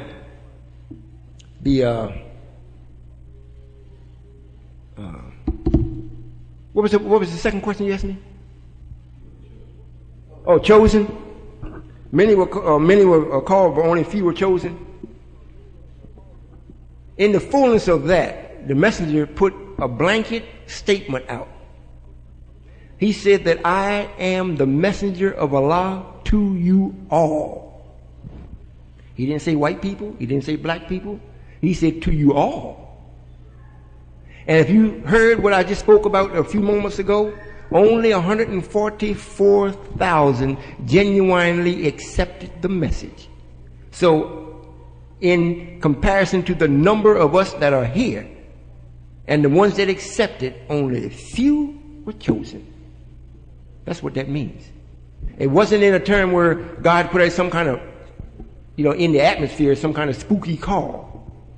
You hear a lot of preachers say, well, God called me, or I had a calling. And in the very book that they're teaching, that it reads in there, they say this. He said, but I called them not. Because that's not the way he called them. He called them from one point. Just before that great and dreadful day, I will send you Elijah the prophet. And his duty is to turn the hearts of the children to the fathers, and the fathers back to the children, lest I come and smite the earth with a curse. So because he raised up Elijah, that was the calling. Not personally, where I came and spoke to you in your dream and called you, and I called many, but since I called you and I only chose a few of what I called, if I call you in a dream that way, it's not necessary for me to not choose you. If I'm going to choose you, I'm making sure I'm choosing the person that I'm calling. You understand what I'm saying? So the call was made from the messenger. Many heard it, and many came through the temple, got the X, and went on back out. But only a few were chosen. So that's the fullness of that. Yes, ma'am. Assalamu alaikum, Father. Wa alaikum salam. I have 2 questions. The first one's from a sister who's unable to attend. Her question is, the Honorable Elijah Muhammad said that if you must die, then die the death of a Muslim. She wants to know, what does that mean? Well, this means, Muslim means a righteous person. If you must die, and the key word is must, if. You get that? If you must die the death of a Muslim. Now, this is how a Muslim dies every time he goes to sleep. Every time a Muslim goes to sleep, he goes to sleep in peace. For that day, or for that period while he will be sleeping, resting, he has died. It's like, kill your engine. The engine is dead. You turn the key off. The juice is no longer flowing. So you're at peace. Now, when it comes to the final part of dying, in the sense that you no longer exist, you will pass in a very pleasant way. More or less like in your sleep. You go to sleep in peace and you just never wake up. That's what that means. Thank you, Father. The second question was, on the 2nd, when we was in Baltimore, I had a sister ask a question for myself. However, I did not share the absolute with her. The question was, I had a vision when I was teaching MGT class, and as I looked out to certain sisters, there was 3 in particular that I saw. Their faces emerged. I was looking at their face, however, a face emerged from behind their face. It didn't have an expression. It didn't have a good or a bad expression. It was like it was blank. However, it happened 3 different times. And that was the clarity of that vision. Yes, sir. Let me see if I understand what you're saying. This was a dream or a vision? It was a vision, Father, when I was standing up as like yourself teaching. All right. And I looked at them, and that's what I saw. And the faces that appeared behind their faces was motionless? Yes, sir. Showed no emotion? Yes, sir. Was it distinctively different from theirs? It was like a shadow, Father. It was like I'm seeing you clear. However, I'm looking at you, and a shape of a face comes from you towards me. All right. And it had no expression.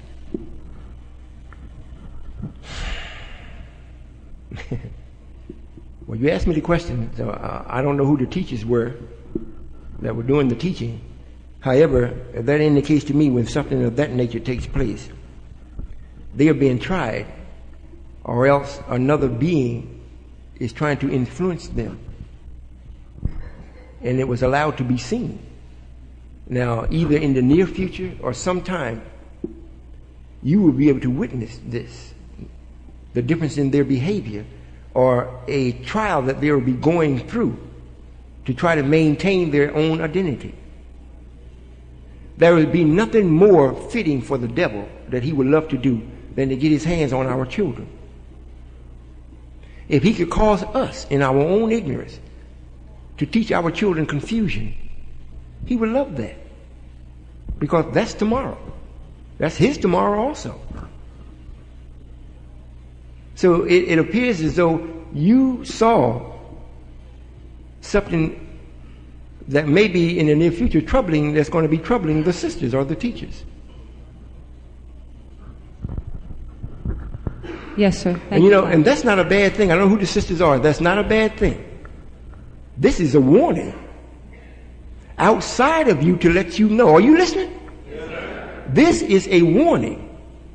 If someone saw something on me, and if only I saw it, or if I started experiencing something, I don't know what it is. What is this?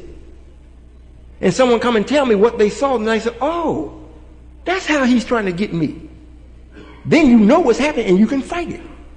But when you're fighting in the dark, even if you're in the light and you blindfolded, and the other person can see, you at a disadvantage. So this is the same way it is with Satan. He only wants to get you when you can't see him. So if he can come up and cause a bunch of problems, and you don't know where it's coming, most of the time you think you did it. Because I didn't pay this bill, and you know, God is punishing me. That's not what's happening at all. That's Satan talking to you, to make you accuse yourself. But when you see that this is him that's doing it, you say, no, sir, Mr. Satan. Then you start thinking, you put him in check. And shortly after that, he's gone. Then you thank the person that showed you. Yes, ma'am. Thank you, Father. Yes, ma'am.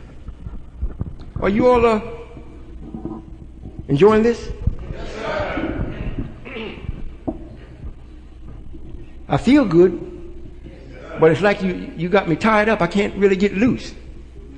I want to cook a little bit. Yes, sir. Assalamu alaikum. Wa alaikum salam. Could you go into the significance of the Last Supper or the Lord's Supper? Is there any symbolism or knowledge yes, sir. surrounding that? Yes, sir. The Last Supper, especially with this world, they love to eat. It's like the saying is in sports or whatever it is, you know, it's not over until the fat lady sings. This was showing an ending of what this man was going to be doing. So they showed it in the form of a supper. You know, everybody's there, Jesus was there, and he was about to be betrayed. It was like the ending is almost like saying, well, man, as soon as we get rid of this guy, we'll have the whole pie to ourselves. And it's almost like they're feasting. But they present it to you in such a way that this is something holy. But in its essence, the man that painted the picture and painted it all white, he was lying about that. And in fact, there was never no Last Supper. There wasn't no Last Supper. It wasn't. Jesus didn't go and say, well, and they do the same thing in the prison on death row. They don't call it a Last Supper. They say, what's your last meal? What do you want? They get ready to kill you. That's not a righteous act. So the whole thing is set up to deceive you in your thinking compared to who God really is or what he really does. And to make you think that Jesus is white, the disciples are white, and even them, Jesus is so high in knowledge that the disciples didn't have the knowledge to even stick with Jesus in his hour of crisis. Matter of fact, Peter, I think, betrayed him in the 3 years, or the strike of the 3 crows, or whatever it was. He betrayed him. So it makes us to almost look for that in your daily life. Your best friend betray you. You know, you get mad, but then you really expected it. It's in your subconscious mind. Well, if that garbage wasn't put at that period, you wouldn't be thinking that way. That's why, come back again, the thinking has got to change. That's the fullness of that. Now, we can go into many other things, but the fullness of that is to condition us for today. Where you see this, the advertisement was put out, that God would be here, but look at it. Because they're still stuck on those type of things in their mind. Yes, sir. Yes, sir. I've been reading a very interesting book. The title of this book is Prosperity. And one of the, excuse me, one of the ideas in the book that I would like to know how you would have us think properly on this, as far as what you are doing. I think it goes, in the kingdom of God, ideas are the coin of the realm. Well, yes, sir. That's true. What they're saying, the only thing in the Holy Quran, it reads, the only reality is Allah. And his religion, if it's permitted to be called a religion, is Islam. So you got the IS there. It is, meaning that it is. Anything other than that, it is not. It's an illusion. However, what we do, all these different philosophies and different things that you read that has knowledge in it, when you have the base, when you have the concrete, when you have the unchanging or the guide, you can use all the bits and pieces to confirm your thinking. However, if you don't have the guide, then you go off on these different tangents or these different fractions, and it sounds good, and you become pleased with the way you're thinking because you're coming up with answers, but they still leave you floating. So that statement is true, but it's also true with you as an individual. When you become yourself, you God, you is. It's not that I'm God and everybody else after me that's black, you are my subjects. No, you are a fraction of the whole, but you are God of that fraction. If you're a man, if you're a man that has all the knowledge of fire and its infirmity, you got all that knowledge. Well, if you got it all, you're the God of that. I can't add no more to it. So you is. We just have to say you is the God of fire. The only difference with me is just say I am. Or you say he is, and you can't say put nothing to it because it put limitations on me. You just say he is. And that's why when Jehovah told Moses, when to go to Pharaoh and tell him, and Jehovah said, Moses said, well, who am I to tell him that sent me? Just tell him that I am sent you. If he said it any other way, I'm the God of your fathers. If he said that, I'm the God of your fathers, that puts a limitation on his godship. I'm the God of the heavens. That puts a limitation on his godship. I am that I am. No limitation. That's all in all. He could have said, I am Allah. They ain't know nothing about Allah then. So they spoke in mathematical terms that they could accept. I am that I am. And you are also a is. You got it? Yes, sir.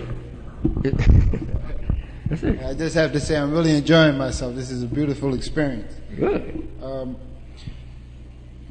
A quick curiosity question. Now, what was the significance of the comets hitting Jupiter? Everything that we see done in the physical, there's a spiritual meaning for it that's more potent, more in harmony with the creation or the plans of creation. Now, when the comet actually hit it, it was marking a time period that would be waking up an individual that has so much knowledge that he's referred to as a little God or the little dipper. You know, in the heavens you have the big dipper and the little dipper. Well, in scripture you have the big God and little God, not little God with little g. We're not talking about the devil. It's like saying you have Allah and you have Allah's son. You have Elijah and you have Elisha. Now, this is indicating to those that have knowledge that the process of waking up this particular individual has started. That's what it means. And the more you're with me, the more you start to understand, see what, how it's really relevant. Well, can I ask what this individual, what is his significance to us or to your presence here today?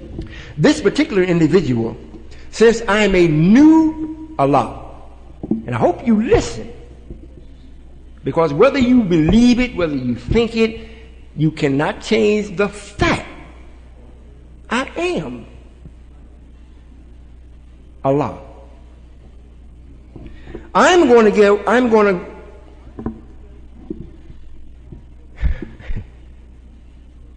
develop so perfect that I'm going to be lonely. And this particular individual, I have gotten him ready to be with me so I won't be lonely. In other words, and commonly speaking, I'll be out there. And so I won't be lonely. I got somebody with me. That's why. You understand that? You all understand that? In other words, no one, the original Allah, could be with me. However, he has to be about the business of ruling this universe. I have to leave. And in my absence, by me being perfect, I can't take any of you all with me. So knowing this before it happens, I prepare one that will be able, when I reach that, he will have matured where I won't be lonely, and he and I both can be together. Since we've already made a law, the only way you can produce life, you've got to have two. You see? So that's why. Good. Very good. Can you explain the Asiatic black man, and does the current country of Asia has any relevance to that? Well, in the beginning, yes, sir, because that was where the root of knowledge were at the time of the bringing in of the 6,000 years for this Caucasian. That's where the root of it was then. Not always, because it's been here over 70-some trillion years. Now, the real root of the knowledge is inside the earth. However, because of the promise to this man, the Caucasian as we know him, at that time it was in Asia. However, now the root of knowledge is in North America. It's no longer there. And this is why it's a book that we have that the messenger had wrote, or allowed it to be wrote or printed, The Theology of Time. And the messenger says, no longer will you look to the east for this type of knowledge. You know, it would be one raised up or produced from me in this part of the planet. And he will give you what the scientists can't give you. He's talking about myself. So the root of this type of knowledge is right here in North America today, in Springfield, Connecticut, or Massachusetts. Regarding the 144,000, so I guess I wasn't fortunate enough to be in that number. But I believe in what I'm studying and hearing from you so far that there will be what is called the new. And absolutely, brother. Let me see if I can go into a little bit of it, if I have time. Yeah.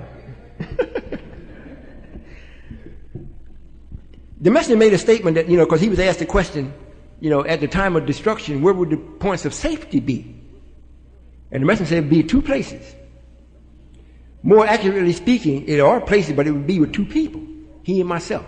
The messenger has returned. He's here with us. And the 144,000 will be with him. That's one place under the guidance and leadership of one man.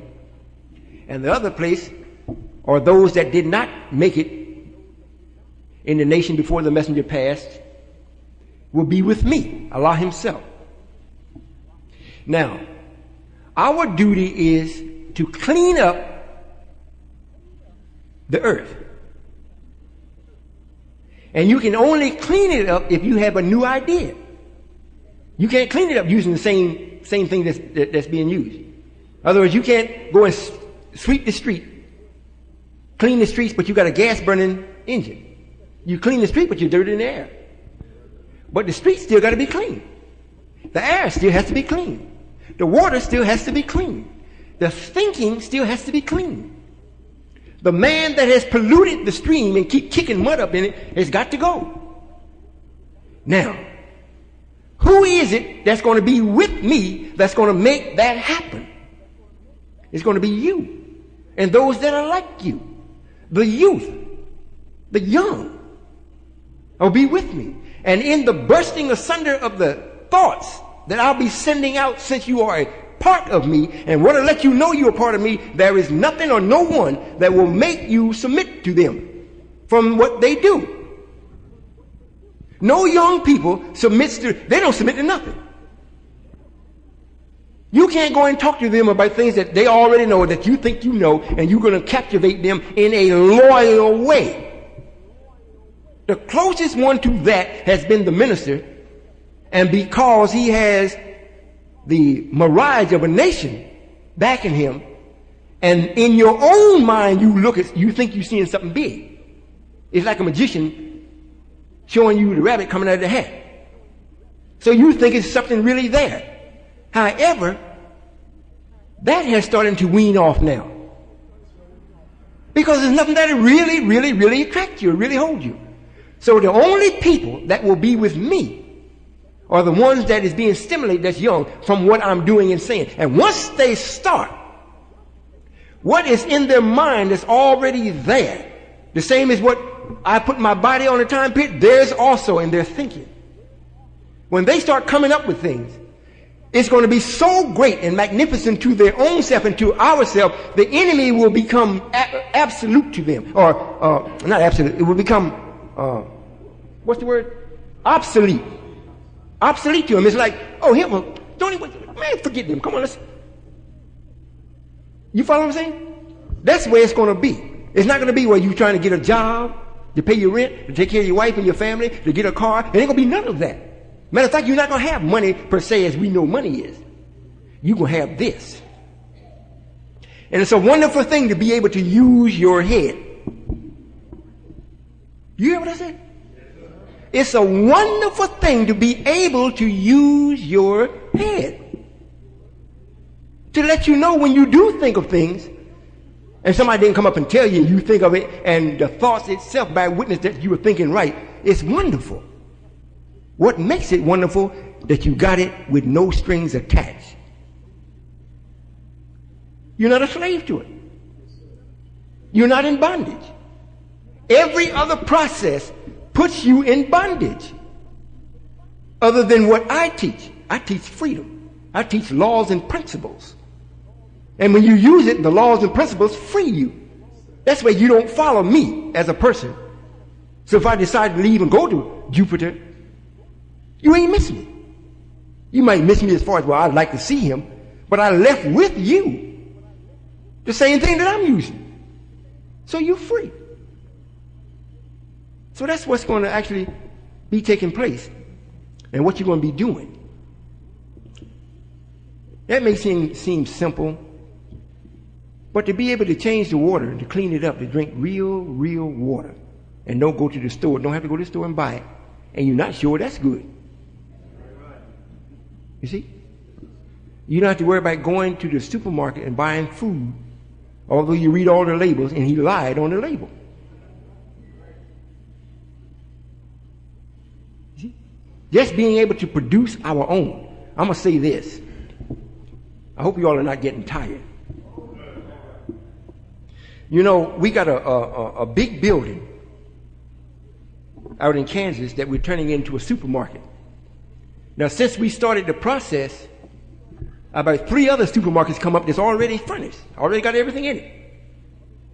So it's brought to my attention a couple of times, why don't we change from the place where we're going to put the supermarket and go to one of those and go right into motion?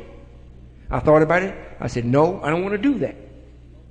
For the express purpose, we're not supposed to buy the kingdom of righteousness. We're supposed to build it.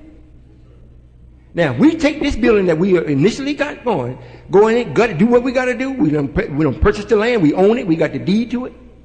It's got to be leveled up. If we do all of this, this is what's going to cause you to think. Now, by the time we finish, we might not have to do just one. Then we can purchase the other if we want it, but we got the formula to the one. And this causes us to start to thinking to how we want to change the other ones. Or if we want to build something completely different, or if we want to stop it and don't build nothing and feed you from the air. You didn't hear me. Yes, sir.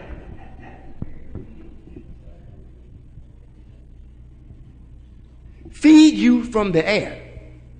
Believe me, you're going to come up with it. The thought is already out there. You're going to come up with, I know how to do it. And you're not going to do it for money. You're going to do it because it's right. And that right is going to produce more right. And before you look around, everything's going to be right. One person told me they didn't want no such world as that. Wouldn't be no fun. you understand what I'm saying? Yeah. Is there another question?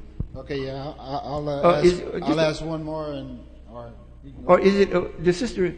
Okay, go ahead. Go ahead. She said, "Go ahead." All right.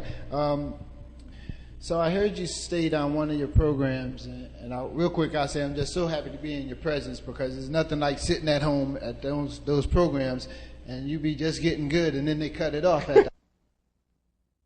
Does that mean eternal life for us now? Oh, yes, sir. Yes, sir. This starts on the acceptance of me. When you start to accept me, now if you make it past the next 3 years, after you accept me, now you listening? If you make it past the next 3 years, you don't have to worry about passing if you're really with me. This means in your physical body. Now, I don't mean you, some of them may say, or the devil may whisper to you, well, you want to look like that for the rest of your life. Oh, man, please.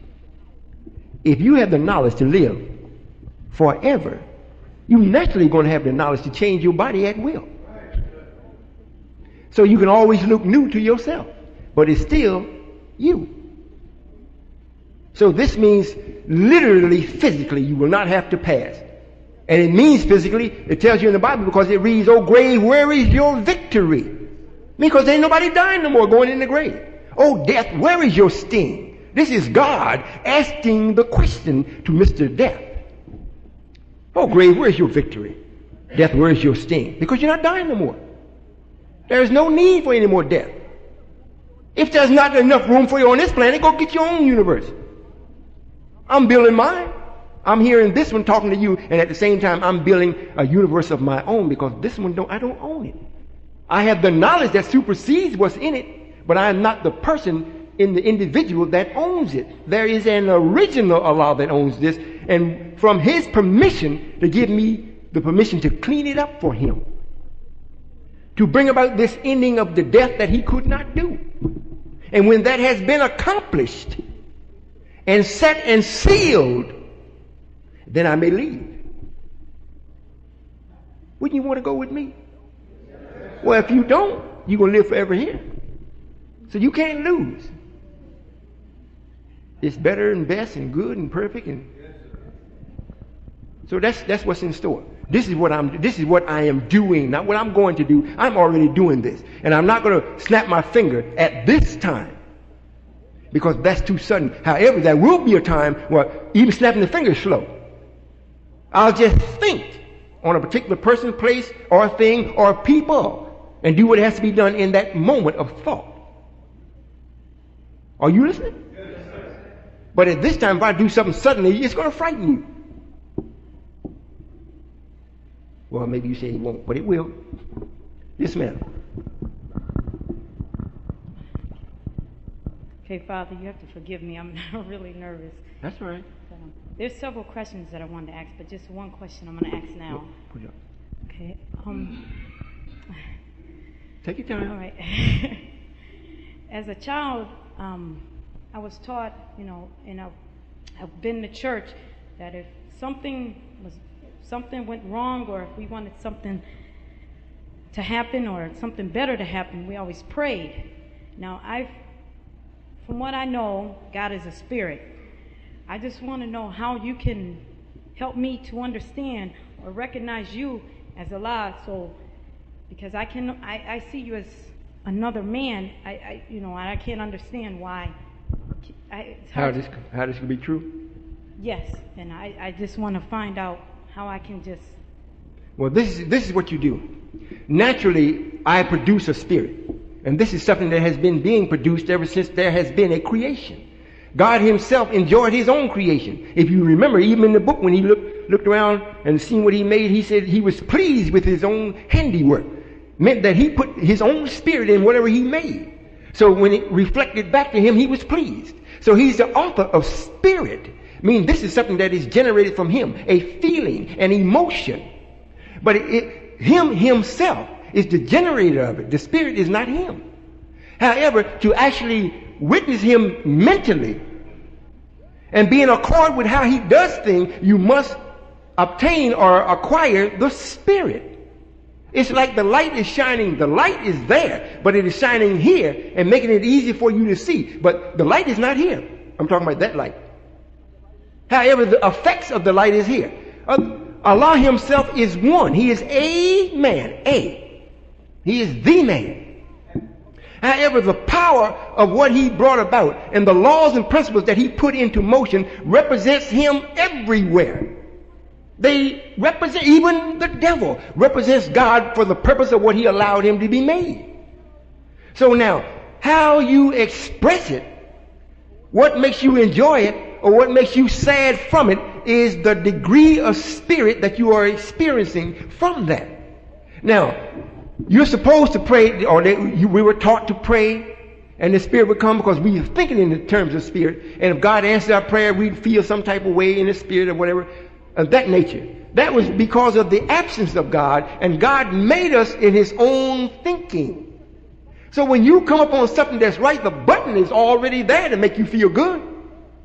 It's like making love. God is not there making love with you, but the nerve endings is already there. So when they are touched or massaged in a certain way, the spirit or the feeling automatically takes place. This is the same thing with me.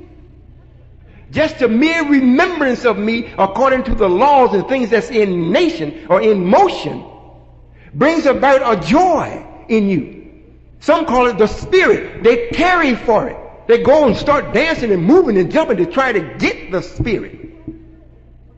But it's already there, and it's produced from knowledge. If you're in accord with God's plan and his knowledge, the spirit is always there. But it's not in a way where it troubles you. Not where it takes you up on a high, then drops you down on a low. It's there where it's always even. Now, if you need it to come up, you can come up. You don't have to tarry for it. The situation produces what type of spirit you need. If you need a spirit where you have to heal somebody, if you have the knowledge, you bring that up, because it's nothing but energy. And energy is around you all the time. So, but however, we've been made to think that God is spirit. The essence of God, and as far as him, you feeling him, is spirit. But to identify what spirit or how to control it, you got to have knowledge. And this is why Solomon didn't ask the Lord for spirit. He said, I want knowledge and wisdom to be able to control so great a people, your people. And the God said, I'm pleased with what you asked me. Most of us would ask for the spirit. You already got it. You asking for something that you already have. What you don't have is knowledge. Okay, can I ask you this then? Yes, ma'am. All right.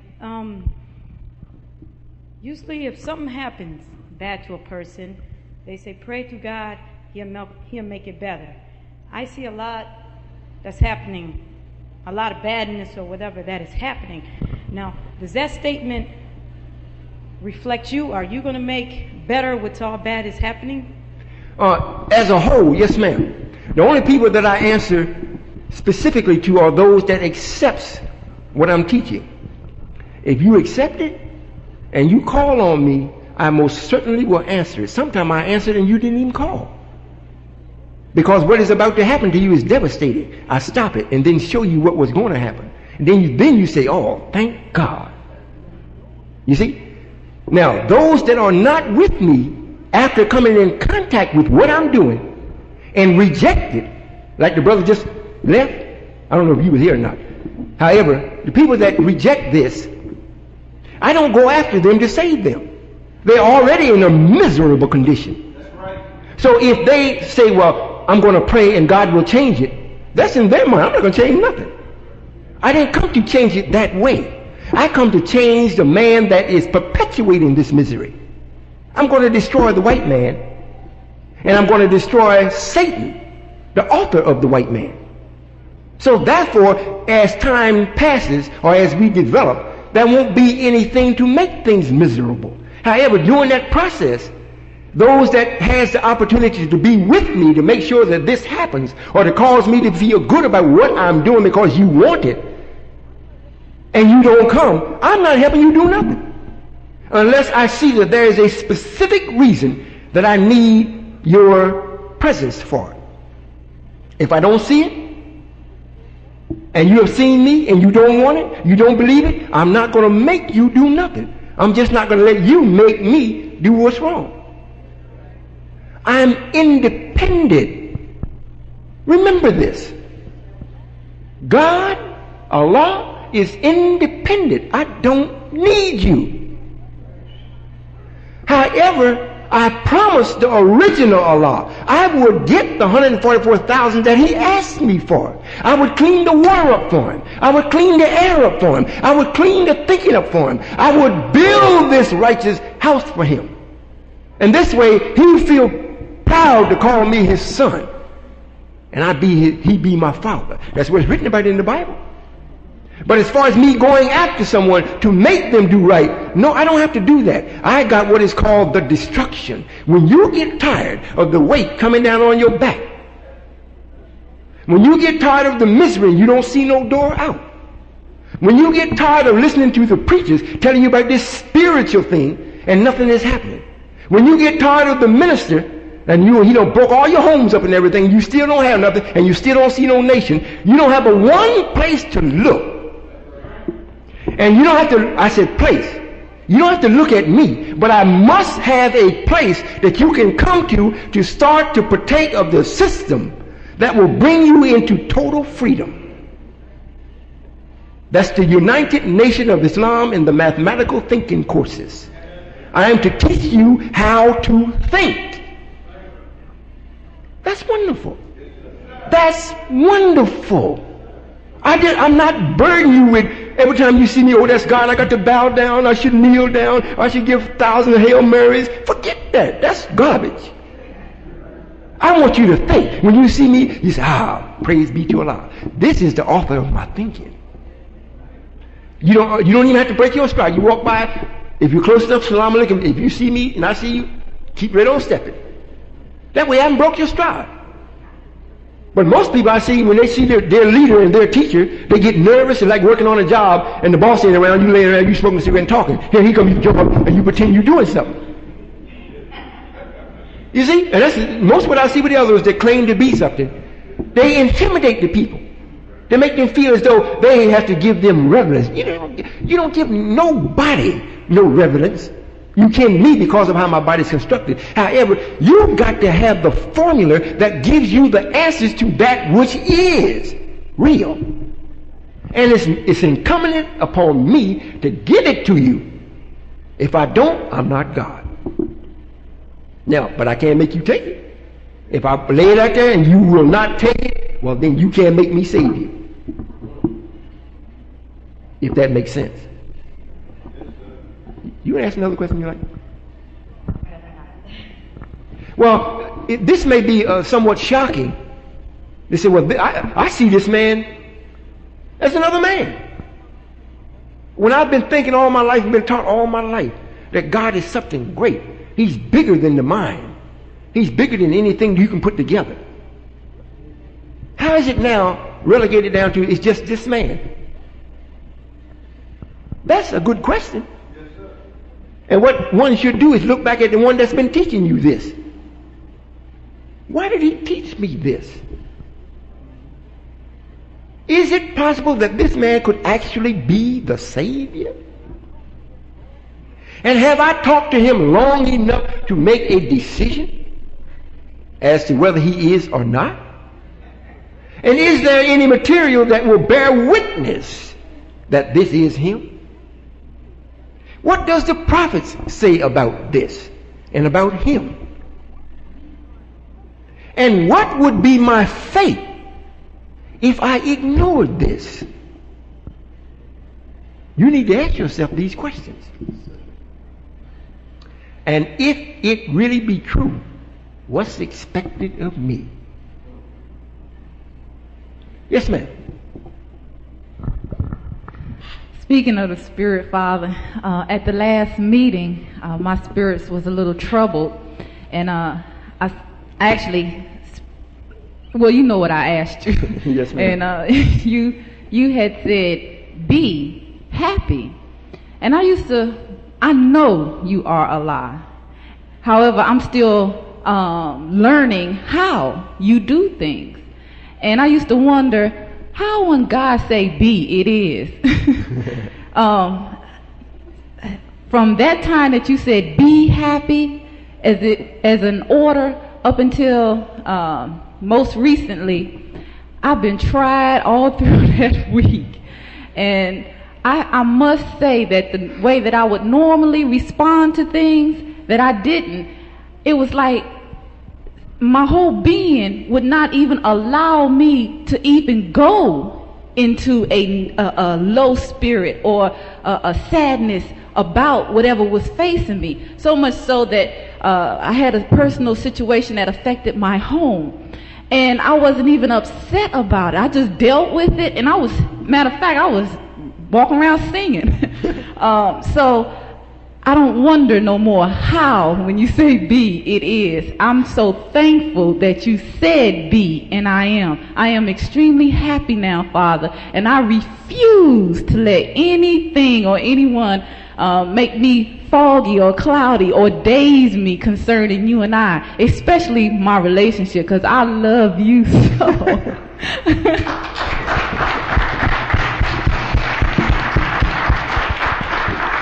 Well, before you go any further, don't lose your thought. That's the type of love that I want. Love from knowledge.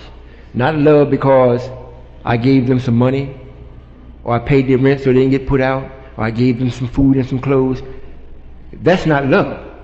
That's an obligation to do that if someone is close to you, they're in that type of situation. But when someone loves you out of knowledge, not feelings, that's something to experience. Yes, ma'am, you may continue. Yes, sir. And just bearing witness to one of the characters, if this is correct, saying that is spoken about you, or one of the names that is spoken about you concerning being a Prince of Peace, the peace of mind that I have in you counseling me is truly wonderful also. There is still something that has to be put in check concerning someone that's close to me. However, in time, I know that it will be, and it'll evolve to is as well. So I'm back, Father. They might daze me, but they didn't knock me out. Assalamu alaikum. Wa alaikum salam. No other questions?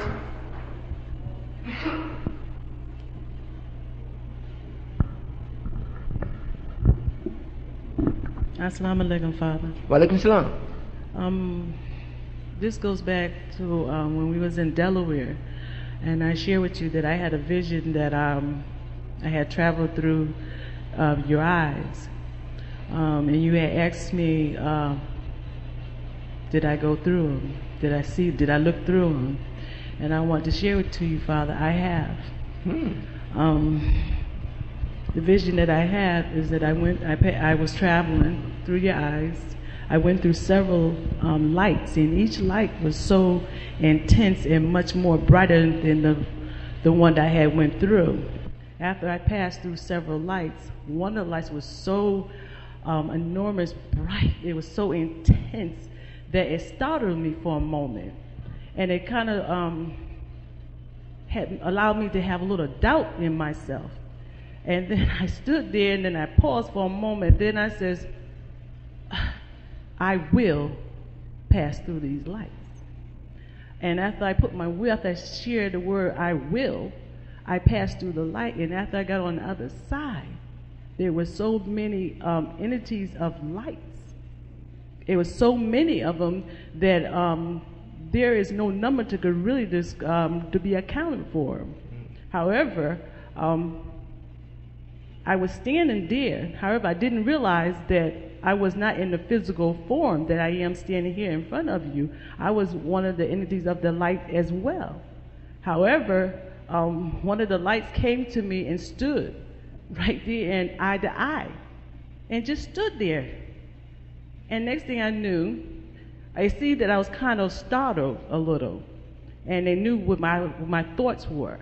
So they presented themselves to me, and the form of the light came to original man, stood right in front of me. And I looked and I said, okay. I said, yes, sir. And he answered my question, because I was like wondering what all these lights are, who they are. And just by him appearing right in front of me, he allowed me to see. He answered my question, and next thing I knew, I went on. One of the entities says, come on. And I was with them. And we was traveling so far, far away. We were just moving, and there was no end. We were just moving. And when we was moving very swiftly. And all of us was together. We was in harmony, together as one. And I never got to the end. There was no ending to it. And I was just like, Father, you did share with me for understanding. You say you want understanding? Yes, sir. All of y'all hear this? I won't make it long. What you witnessed was the different developments or growth periods of going to the essence of my being, or put it this, not essence of my being, of what has to exist to give law and order to all of the things that we see that's tangible. After you were purified, and then when you started to move, or all of the entities started to move, or these lights, and you were going someplace, you didn't know where you were going, right? You were just moving. Yes, sir. This is much like the sun and what it does to the planets or the solar system that it affects. The will of the entities that's there in the sun is so strong, it puts law to the planets. When it leaves, the power from that leaves. Not the entities leave too and go to different planets, but the entities don't control the planets. But the power that's being produced from the thought is what keeps the planet in its orbit, what makes it spin the way that it spins and rotate, and keeps it in relationship to the sun. While with me, I'm creating a whole new universe. And if we were traveling and traveling and traveling, we left this universe. Yes, sir. So just say you was going to be a part of the new, not on this earth, but new. Yes, that sir. we don't use these bodies for. It's another body for that. Yes, sir. You all understand what's being said? I don't want you to become bored with she's asking a question. You know, what she experienced. You know, when you pass, or you die, what did they say, die? When you pass, you have an entity on the inside of you that goes back to the sun. And you have entities in the sun that's constantly coming back to the different planets. Into babies. Being babies again. However, I'm not going to have a body like you see now in my own universe. Matter of fact, I've already stated it a couple times, even in this universe, I'm changing yours body where you're going to be the light. What she was speaking about. You will be a body of light. You remember that? Yes, sir. However, you won't be just traveling and traveling and traveling. You will have a destination. Yes, sir. May I ask another question? Yes, ma'am.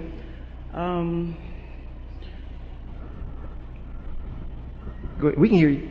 Okay, yes, sir.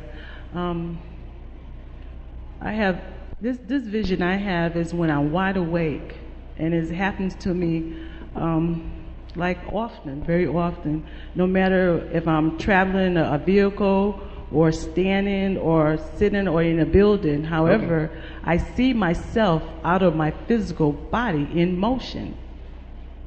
And now I'm in the stage now that I'm constantly looking for something, constantly. And it's like I'm striving to get to a destiny, and it's unknown to me. However, I don't know what it is. However, I know I will know what it is when I actually see it. What you actually experiencing, and for those of you that live in Connecticut, you pay close attention. There's going to come a time, especially with the knowledge that you all have, you've always seemed to have been maybe a half a step or a step ahead of everybody else concerning this. So much so I had to send some heavy guns up here to deal with you all. It's going to come a time when people is going to require your presence. You're going to be so far advanced, you're not going to want to stay. But I'm not going to let you leave. In other words, Connecticut means that you're going to be connected there to the land. You're not going to be able to leave until what we have in motion has been completed. You are witnessing some of the things that's going to take place. Others are going to start witnessing it in a short while. Yes, you see yourself and you want to do certain things, but you're not going to be permitted to actually leave Connecticut. I've told you Connecticut is a very, it's number 40. You are there for a reason. It's almost like you're spiritual children here on the northeast corner, and you got a job to do. However, the knowledge that you could be rotating in, you're going to want to leave. I can't let you do that right away. You will eventually, but something has to be done first. So it appears to me that you're already witnessing it. Yes, sir. Thank you. What you just shared is exactly that's what I did. I was looking. I felt like I needed to just leave. Right. I just kept sharing this. I was sharing it with many people that's very close to me, and I said, I know I need to leave. Why should I have to stay here? And well, does that answer your question, any? Oh, yes, sir. All right. Yes, sir. Just be a little patient. Yes, sir. My next question is, may I ask again?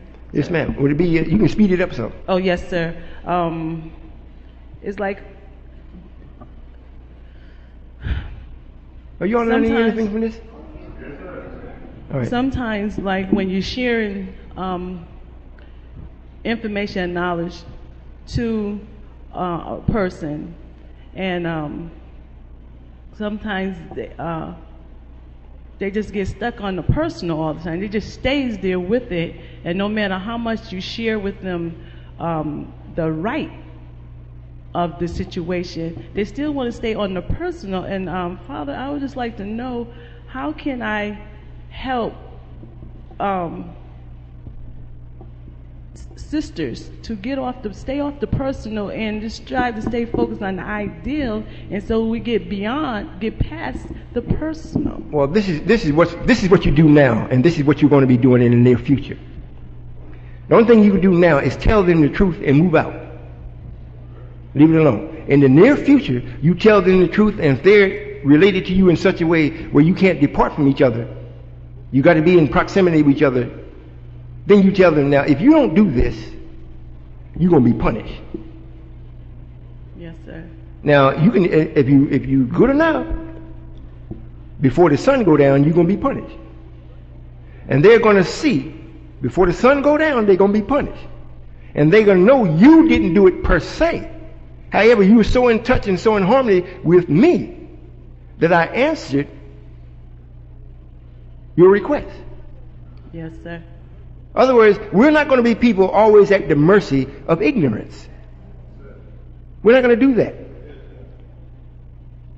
However, as it stands now, if it's somebody in the family, you talking to them that way, just tell them the truth, and you don't let them change you. Now, if it is someone that, by them not accepting it, is bringing misery to you on a constant basis, you can do it now. I've said what is right, that's it, and Allah gonna back me up. Now tomorrow morning you will not eat Tomorrow night you won't eat until, matter of fact, you're not going to eat until you bear witness. And I don't mean because I'm going to fix you the food. I'm not going to fix it. You leave the house. Stop in the restaurant, go in there and talk to the brother. You still ain't going to eat. Try me. Yes, But you got to be right now.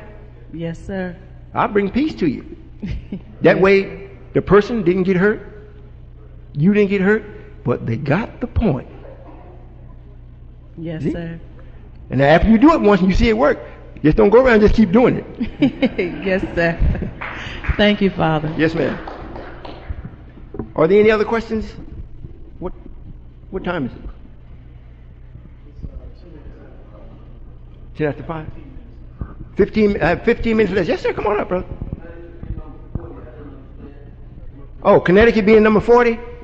That's the number of the temple from the messenger. And 4 is a number that bears witness. That's a number that it's almost like 1 again. You know, you have 1, 2, 3, and then you come back with the 4. It's like starting all over again, but it can't start if the 1, 2, and 3 had never existed. You may say, well, 2 and 3 is the same way, but 2 is incomplete. It can't start nothing. 3 is the completion, but when you complete something, that's it. But the numbers don't stop there. So it comes with 4, it's like you starting over again, but the 4 is the bearing witness of the completion before it. But it's not to do the same thing that 1, 2, and 3 has done. Now, we have a temple number 40. It has to carry out the meaning or the interpretation of that number. So that's what I meant by that. Yes, sir. Assalamu alaikum, Father. Wa alaikum salam. I have a short question. Why do the Masons degree only goes up to 32 and a third, or is it 33? And the burning bush, what does that represent as far as the signs and symbols? They had the signs and symbols on the back of the dollar bill, the pyramid, the third eye, and the eagle. Well, is it 32 and a third or 33 and a third? 33 and a third? Well, simply putting it, that's to let the wise man know. Regardless, now, and the wise man is the black man. I'm not talking about somebody that we already see wise. They're not. They just have a lot of information. The black man that's dead, once you start coming alive and be yourself, you come back to be into wisdom again. This is to let you know what you've been looking at all your dead life that seemed to be so powerful and so great is only 1 1/3 degree above freezing. So if this man has made all this with exercising no more knowledge than that, what could we do in 360 degrees? That's what that's there for. You know, you see all this movement, you see him going out into space and whatnot, but he's still operating on no more than 33 1/3 of knowledge. Now, the burning bush, you mean the one that speaks about as far as what Moses came in contact with the Jehovah? Yes, sir. This is a symbol to let you know that the power that's from Allah is something that is within, but it don't harm you. It don't bring about any destruction. There is nothing negative applied to it. The bush is burning, but it burns not. It didn't consume nothing. But the power was on it in such degree it appeared as though it was actually burning, when it wasn't. It was just a concentrated energy or force field there with the bush to show the person that was looking on this power. God didn't show himself because it wasn't time for him to show himself as man at that time. Really, it represented the messenger and Master Farad Muhammad. Here's a man that's standing before him that's half Caucasian. And that is and this man is full of fire because Allah is in him. But the man is a man. He's nothing spooky. And he sees all. So he starts to relate to Elijah to bring him up, to give him knowledge that supersedes this man's wisdom that's here on the planet. You see what I'm saying? Yes, sir. Yes, sir. So the essence of that's what that stands for. All right. And one more thing. the secrets and the signs and symbols. Like dealing with the Masons, they so secretive. Why do they hide the signs and symbols in the dollar bill? Like, well, that was put out before 1914. A lot of that was brought in before then. And it's in our lessons that before a Muslim or a Caucasian could become a Muslim son, he had to study from 35 to 50 years. Now, this meant that before 1914, there were Muslims that were other than black or Muslim sons. Now, they were not supposed to go out in their community and try to make this come true, because we had already raised Prophet Muhammad for that. And all of the ones that was going to accept would accept. The ones that wasn't. And those that had the knowledge today, they wasn't supposed to go and tell us, the black man, mainly us. We would have been out of our time. So they put a sword there. If you tell, we cut your head off. But it's only because this knowledge was supposed to come to us unpolluted, not from white people. We raised the messenger up to bring the message, and he gave it to us unpolluted. If it was brought to us through the white people or through the Scottish rites and the way they do it, they would have still hooked us. As they do everything else, they twist around, they would have still got us. So they said, well, this is what really is happening. It's not that I'm telling you, this is in the scrolls. And from the scrolls, you see who the God is. You know his name. Now, you come up with this thing about you not going to... Now, if you're going to be Muslim and going to really be a Muslim, no, it ain't no secret. But if you're going to come up not to call yourself, you're not going to be a Muslim. And matter of fact, they say if you are a Muslim, you can't be a Mason. That's the only one I know. Was it just a Muslim that can't be a Mason? Or is it Catholic the same way? Catholic the same way? Or they changed it? The Catholics can be Masons now? But what was it? Just the Muslims and the Catholics that couldn't be Masons? It used to be that the Catholics could not be a Mason. A few years ago, about 10 years ago, they changed their rules. But had they changed it for the Muslim? All of the Muslims. But they also Muslim Catholics. But then there's a Muslim Mason. Yes, sir. Well, however, this is why they're called Muslim sons, because they only have partial knowledge of what we really are about, and what they have, they were not supposed to give it to us. We didn't allow that. If they did, we would kill them, and they put it in their rights to do that. And that's what that really means. Yeah, just think of this. Just think of this. Suppose Billy Graham started teaching you Islam. And then here comes the messenger or myself. You're already in love with white people. This man is teaching Islam in the way that black people need to hear it. When I show up, you're going to be sure not throwing rocks at me. So what we do is say, no, if you want to study it, go study it, but you can't teach it. That's why. all right, Father. Assalamu alaikum. And every time when I hear you, I know it's you. I feel you right here. Well, I'm there, brother. And Yes, you sir. here too also. Yes, sir. I love you. Love you too. Yes, sir. Yes, sir. Assalamu alaikum. Walaikum salam. Father, could you go into would you for us go into some of the significance of Noble Drew Ali and what role he may have played in this motion? All of these people that came before the messenger are only people that helps to wake you up. The black man was, you must remember, we were dead. I say we as a people. I was never what you say dead in that aspect. However, the time that Noble Drew Ali came along, the black man was absolutely dead here in North America. He was dead. Now, in order to get ready for you to hear the messenger, we had to send people to prep us. So these people came with these different ideas that was in line with what the message was going to be. So when the messenger finally appeared, or we finally raised him up and it caused him to start to perform his duty, we were somewhat looking already in that direction. We still needed to get on the right path. However, you was on a path back to self empowerment, so to say, or self-recognition. All of those people that came before the messenger were like that. That's all there. Even Martin Luther King, for the masses that would refuse to hear Elijah because the transition was too abrupt, the separation was too dramatic. They just couldn't see themselves just leaving white folks and going and have a nation to themselves on separation.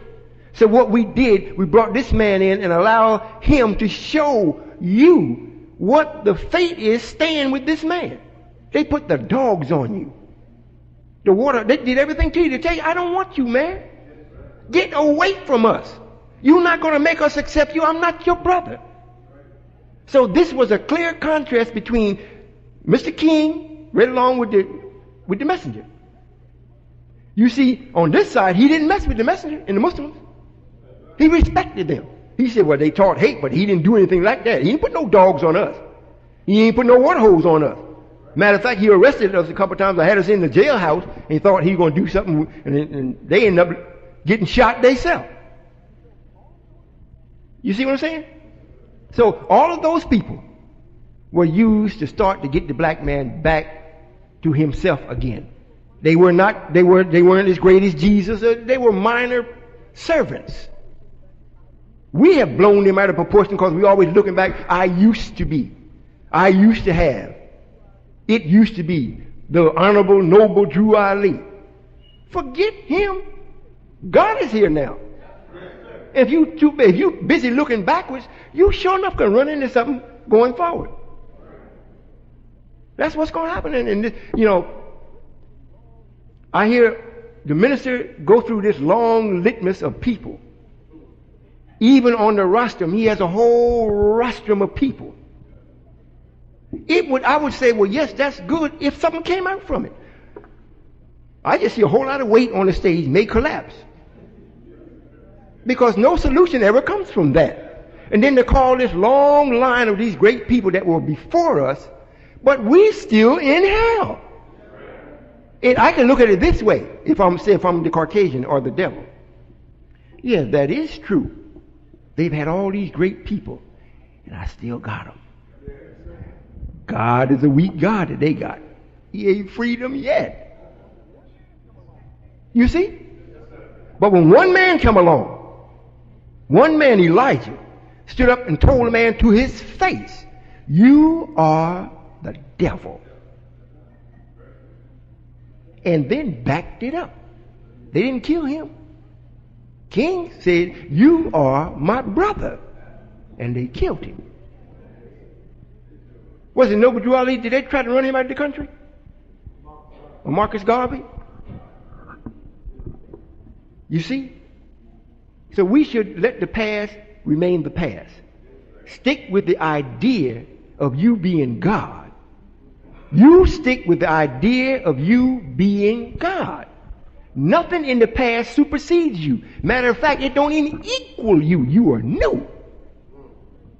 No black man on the planet, since the planet has been in operation, has gone through what you have gone through in North America. So there's nothing greater than you in the past. The whole thing is about you today. You're the new man. You're the new man, for within you is the kingdom of heaven. Within you. Not the ones that was in the past. You know it couldn't have been in them. It wasn't produced. Is that right? It could not have been in the ones that was in the past because the kingdom was not produced. So it's got to be in you to produce this new kingdom. So this makes you greater than the ones before you. Is that clear?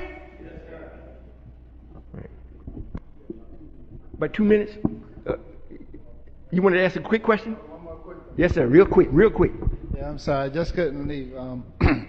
So you had stated in answer to one of my other questions that if I should survive the next 3 years, Yes, sir. And it was something that just spawned this question. But basically, real quick then, I strongly believe that, you are Allah, as you say.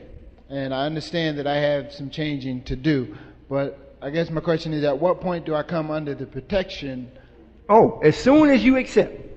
If you accept this today, truly, if you accept it for the base of knowledge that you already have, if you accept it, I protect you immediately.